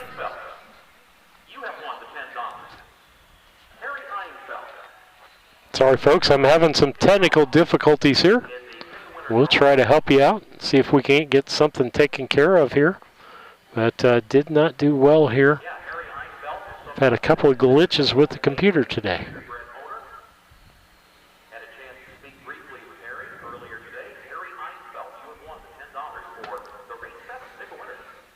Before we get back to showing things on the screen, well, it's not showing up, guys.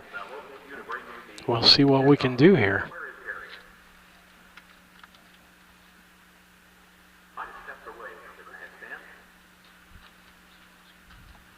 See if we get the picture back.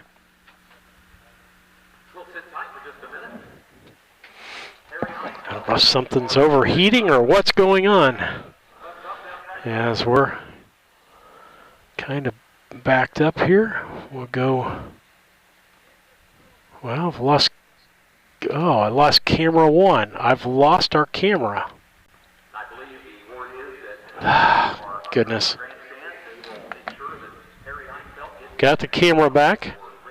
So we'll get it. It's up on the screen for you.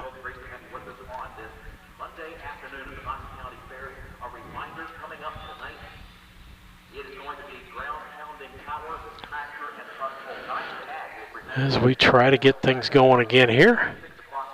We'll turn back over to Kurt. Everybody on the Knox County Fair Board who helps oversee the tractor and truck pulls, they'll be heading trackside as soon as we wrap up with our racing here today to start getting that arena ready, and that'll be a good show here tonight. Want to also remind you that you've got the concert coming up here tomorrow evening, and that should be a dandy. Tomorrow night, the concert in front of the grandstand, that will be Clint Black and Diamond Rio at 7 p.m. Spoke to a friend yesterday. I took a look at the fair schedule, and she is far more in tune with music than I am. I know the names Diamond Rio and Clint Black, but I asked her, I said, what do you think about Diamond Rio and Clint Black in concert?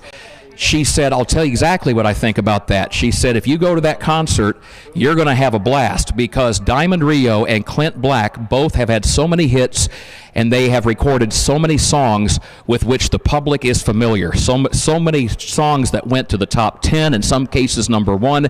So that's going to be a fantastic concert tomorrow night, 7 o'clock. Don't miss it. Clint Black and Diamond Rio. Right now, we're getting ready to go racing in Race 8.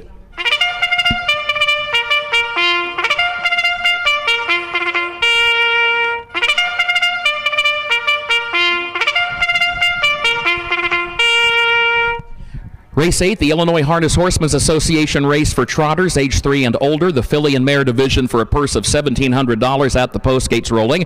Number 1 is Fox Valley Jessie, owned by Sherry Boldovich of Lakewood, Colorado. Jamaica Patton of Rochester, Illinois. Linda Allhands of Monticello, Illinois, trained by Jamaica Patton. Walter Holmes III, a native of Mississippi who's a member of the staff at the Jamaica Patton stable. He is making only his 4th career drive and hoping for his first career win. Scratch the 2, Zena Lou. 3, High Class Vegas Bunny, owned by Matthew White, Lexington, Kentucky, the trainer-driver, Jamaica Patton. 4, Lulita, a winner of over $300,000 lifetime, owned by the Flacco family farms of Alexis, trained by Steve Searle, Casey Leonard in the bike. Here they come, Race 8.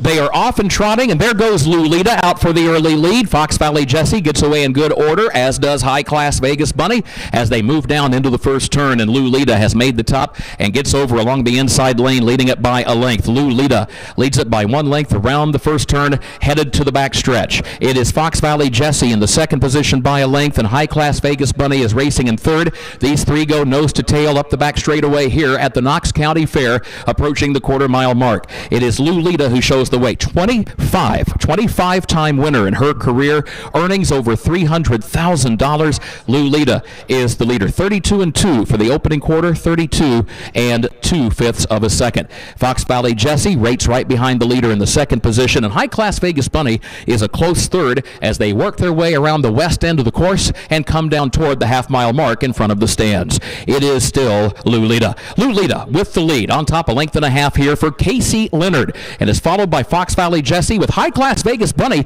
now taking to the outside from the third position. So these 3 trotters just separated by a length and a half as they move back to the east end of the course.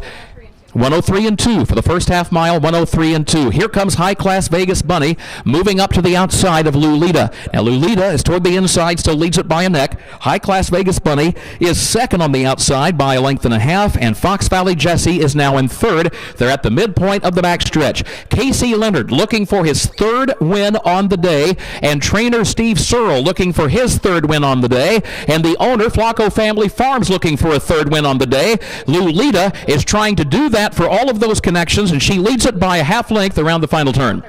135-1, the time of the 3 quarters, 135-1. Fox Valley Jessie sneaking up the inside to take second by a half length off the far turn. High Class Vegas Bunny has lost ground third. It is Lulita in front. Here comes Fox Valley Jessie. Lulita chased all the way down the stretch by Fox Valley Jessie, but there's a length and a half between them. Here's the wire. Lulita wins it. Lulita wins it by nearly 2 lengths on the line. Fox Valley Jessie gave it a good try but was second, and High Class Vegas Bunny was third. 2:03-2 was the time for the mile. 2:03 2/5 of a second. Lulita has just scored her 26th career win.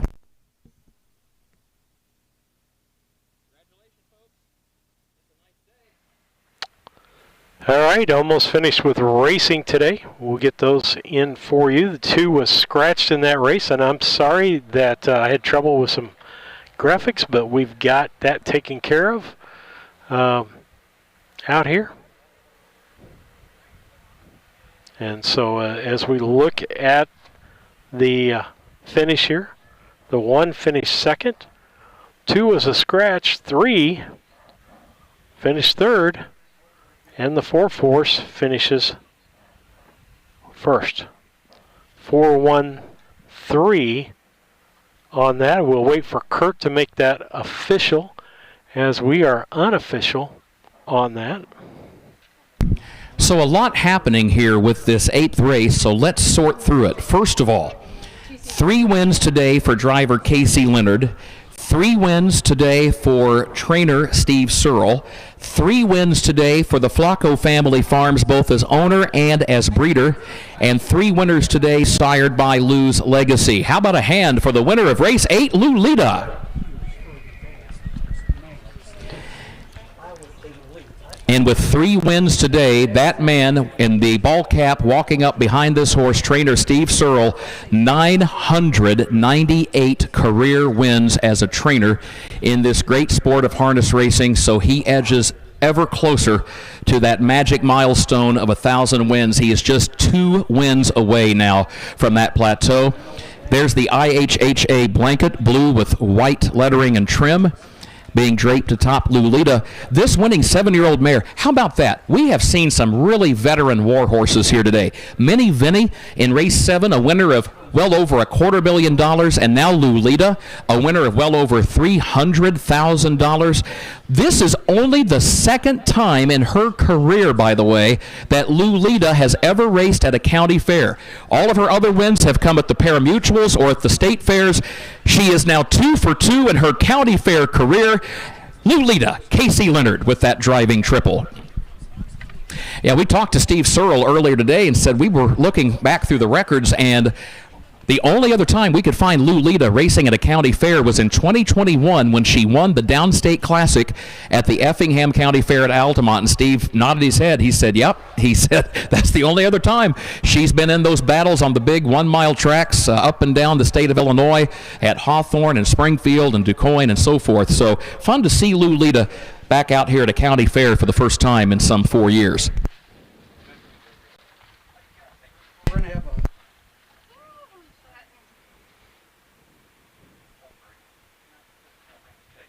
Here's the full field rundown. It's official for race 8 from the top. Fox Valley Jesse, the runner-up. Xena Lou was scratched. High Class Vegas Money, 3rd. And Lulita, the winner. The opening quarter, 32 and 2/5 seconds. The first half mile, 103 and 2. 3 quarters, 135 and 1/5. And the time for the mile, 2:03 and 2/5 of a second. Last half in a minute flat. Last quarter, 28 and 1. Reads down 2 scratch, 3-1. 9th and final race is on the way. We owe you a pick a winner draw as well. We'll get to that for race.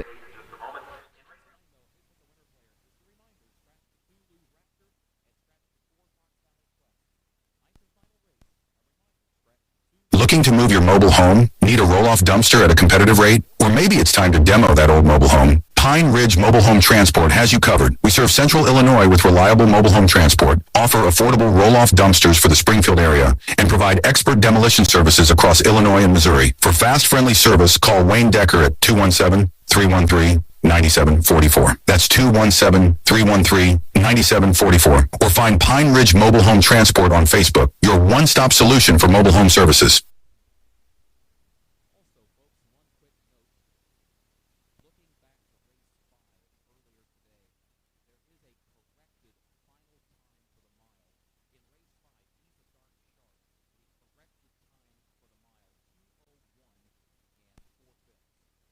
Looking to move your mobile home? Need a roll-off dumpster at a competitive rate? Or maybe it's time to demo that old mobile home? Pine Ridge Mobile Home Transport has you covered. We serve Central Illinois with reliable mobile home transport, offer affordable roll-off dumpsters for the Springfield area, and provide expert demolition services across Illinois and Missouri. For fast, friendly service, call Wayne Decker at 217-313-9744. That's 217-313-9744. Or find Pine Ridge Mobile Home Transport on Facebook, your one-stop solution for mobile home services. All right, I want to talk about Kerr Auction Company. They're in Mount Sterling, Illinois. They do live auctions, but they have an app that you can bid anywhere in the United States. They've got an auction coming up in Adrian, Minnesota on the 14th. The 2 rings going on in that auction. Check out the app on KerrAuctionCompany.com. And you can give them a call for more information, 217-242-9600. They've got the Scarp Market Retirement Sale in Timewell on the 28th and 29th. Mount Sterling Sale and Tool Auction. 2 sales going on the 29th of July. August filled up there with 3 dates in August for you. September, November, and then 4 sales for you in December. Again, KerrAuctionCompany.com. Kerr Auction Company, Mount Sterling. Check out their website, check out their app to be able to bid those things. And so that's Kerr Auction Company. Want to thank the Flaccos for being one of the sponsors out here today as we try to catch up on some ads because of our other stuff that was going on here. 2-horse race going on. Want to thank the Simmons Stables, Tom and Benita Simmons, for being a great sponsor of Harness Tube and helping us out here. We'll skip through that and get to the next one. Boggs Audio, want to thank them. We see them at a lot of fairs and want to thank those people for helping us out there. The Downstate Classic, going to be in Mount Sterling the first Saturday. It was in Macon already, $100,000 worth of money thereabouts. Then we want to talk about the Bart and Julie Seals Standardbreds. Want to thank them. Want to thank our sponsors, our donors out there that help us going on, and our sponsors. If you'd like to donate, you can do so by going to Venmo at Harness Tube or PayPal at Harness Tube or the old-fashioned check, P.O. Box 63, Mount Sterling, Illinois, 62353. Again, we want to thank the people here at the Knox County Fair. We're outside today under a canopy, and I'm been fairly cool today, so I'm really happy with that. As we head into race 9, we'll go back to Kurt. Cattle barns. A reminder, folks, those gates are for sale, so just talk to Gary and he can discuss it with you and get you taken care of. Race number 9, starters are out.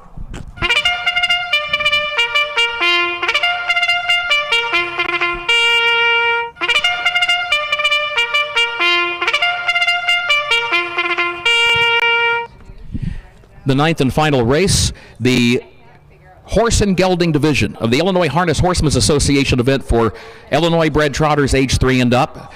Just 2 horses headed to the post, but that's all you need to make a horse race. Purse of $1,700. Number 1, Zion's Really Chilly. Owned and trained by Alan Petrie of Carrollton. The driver is Mike Rogers. And number 3, Nimble Trimble. Owned, trained, and driven by Orville Bronkhorst out of Brandon, Wisconsin. 27 combined wins for these 2 trotters. So despite the fact just 2 horses go to the gate, these are 2 horses that, well, frankly, they know how to win. So which one will prevail in race 9? We will find out shortly. Just about set to go. Our thanks once again to everyone who has made racing possible again this year. We've talked about the great family of sponsors that we have that have stepped up and sponsored the blankets that have gone to the winning horses today. I want to thank our racing officials, Tim Searle, our presiding judge, Tina Schrock, our charter and photo finish technician, our timers and associate judges today, Rick Flacco and Tabby Flacco, Stacy DeRoos, our starter, Jimmy Austin driving the gate today, and our audio technicians, Norris Sound and Lighting of Galesburg, Greg Norris, thank you to you and your staff. Live stream from Harness Tube, Steve and Lisa Surratt here today from Mount Sterling. Good to have them with us. We mentioned Marietta Walker, our clerk of the course.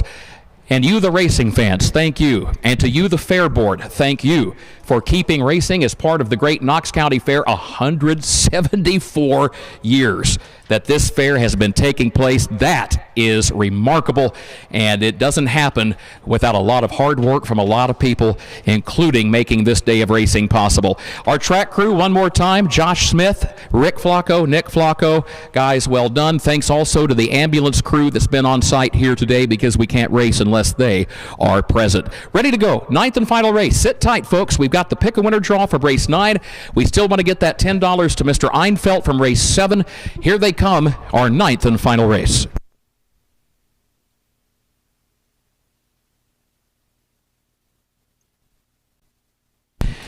Off and trotting they go in the Illinois Harness Horsemen's Association race for trotting horses and geldings. Side by side all the way down into the first turn they go, these two trotters, and Nimble Trimble is moving forward to a narrow lead. Nimble Trimble now will clear with the lead and is on top by a length and a half as they move off the first turn and onto the backstretch. Zion's Really Chilly right behind the leader, just a length separating these two as they go nose to tail up the backstretch and approach that quarter-mile mark. It is Nimble Trimble who shows the way. Nimble Trimble, making his first start since July of last season, is the early leader here. They go by the quarter. 33 seconds for that opening quarter. 33 seconds. Thank you, Rick. And Zion's Really Chilly continues to rate right behind the leader after 3/8 of a mile. So these two trotters who will bring down the curtain on harness racing for 2025 at the Knox County Fair, they work their way off the west turn and back toward the half-mile mark and pass by in front of the stands here in the home stretch of this historic half-mile racetrack. Nimble Trimble leads it. Now, Orville Bronkhorst just checked over his right shoulder to keep an eye on Zion's Really Chilly. 104-4, the time for the first half mile, 104-4. This might be a case for Orville of objects in mirror are closer than they appear, because Zion's Really Chilly is right there breathing down the tailpipe of the leader, Nimble Trimble, as they work up the back straightaway toward the three-quarter. Nimble Trimble is the leader. Nimble Trimble leads at a length and a half. The tempo quickens now. Zion's Really Chilly stays right with that one. We told you these two trotters have combined to win nearly 30 races. No wonder they're still separated by only one length. A couple of accomplished trotters work their way around the final turn. 136-4 the time at the three-quarters, 136-4. It is Nimble Trimble who opens up on a two-length lead. Zion's Really Chilly struggling to keep up here as they move off the final turn. Nimble Trimble, nearly a full year away from the races, no problem. Nimble Trimble returns for his 15th career victory. Orville Bronkhorst out of Brandon, Wisconsin, your winning driver. Nimble Trimble opened up and won it by 3.5 lengths on the line. Zion's Really Chilly was second for Mike Rogers. 2:05-3 was the time for the mile. 2:05 3/5 of a second. We'll meet the winner in just a moment. We'll have the blanket presentation. We'll have the pick-a-winner draw for race 9. We'll update you on the pick-a-winner draw from race 7 and see if we found Mr. Einfeld. And we will send it on home and get ready for tractor and truck pull action here tonight.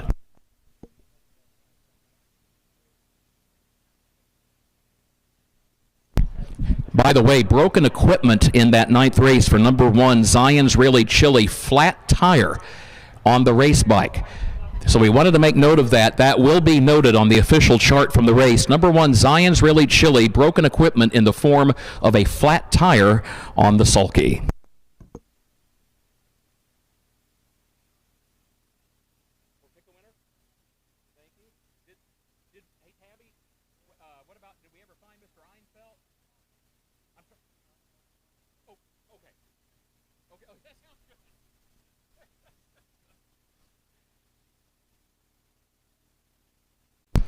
Where is Nancy Thompson? Nancy, you've won the final $10 draw of the day, so congratulations to Nancy. By the way, how about a hand for our pick-a-winner ushers, Joe and Gia Flacco? To those two young people, well done. Excellent job.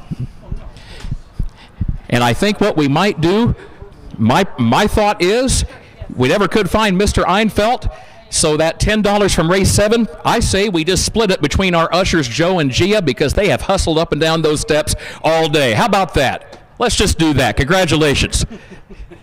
In front of the grandstand, this trotter has been away from the races since July 18 of 2024, and he comes right back a winner. How about a hand for number 3, Nimble Trimble? And the 83-year-old driver. Yes, and how about that? Did you notice, folks, the age of the driver is in parentheses behind the driver's name in the program. Orville Bronkhorst, 83 years of age.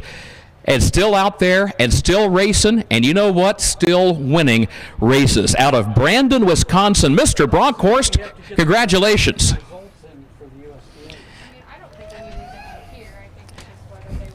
The winning trotter, Nimble Trimble, a 9-year-old gelding by High Falls, out of Tomato by Valley Victor, bred by Adele Jeffers Everett and the late Mary Lee Jeffers.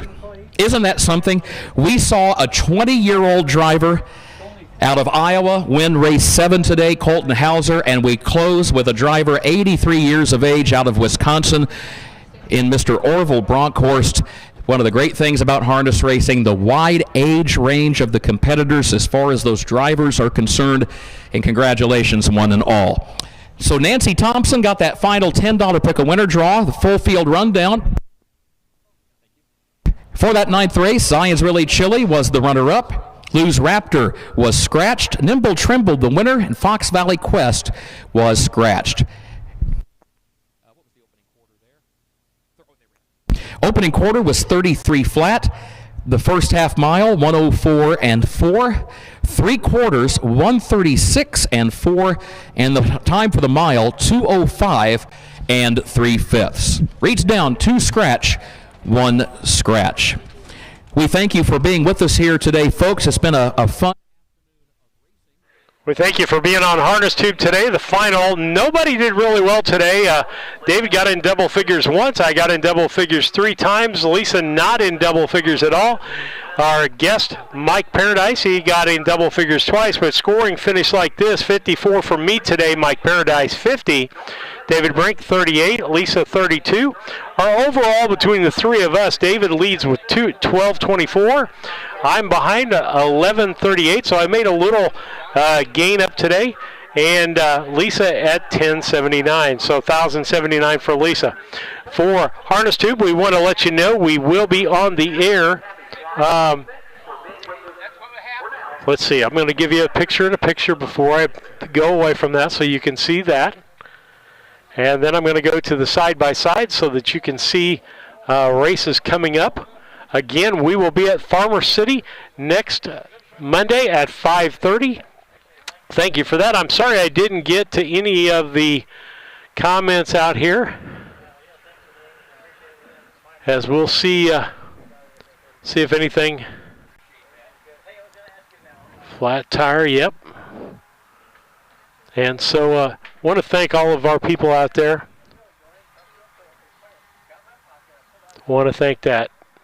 And thank everybody out there for viewing today and being a part of it. If you want to advertise with us, get a hold of David through our Facebook account, or email is harnestube@gmail.com. With that, Steve Surratt, Lisa Surratt, and all the group here say good night, God bless, drive safely home.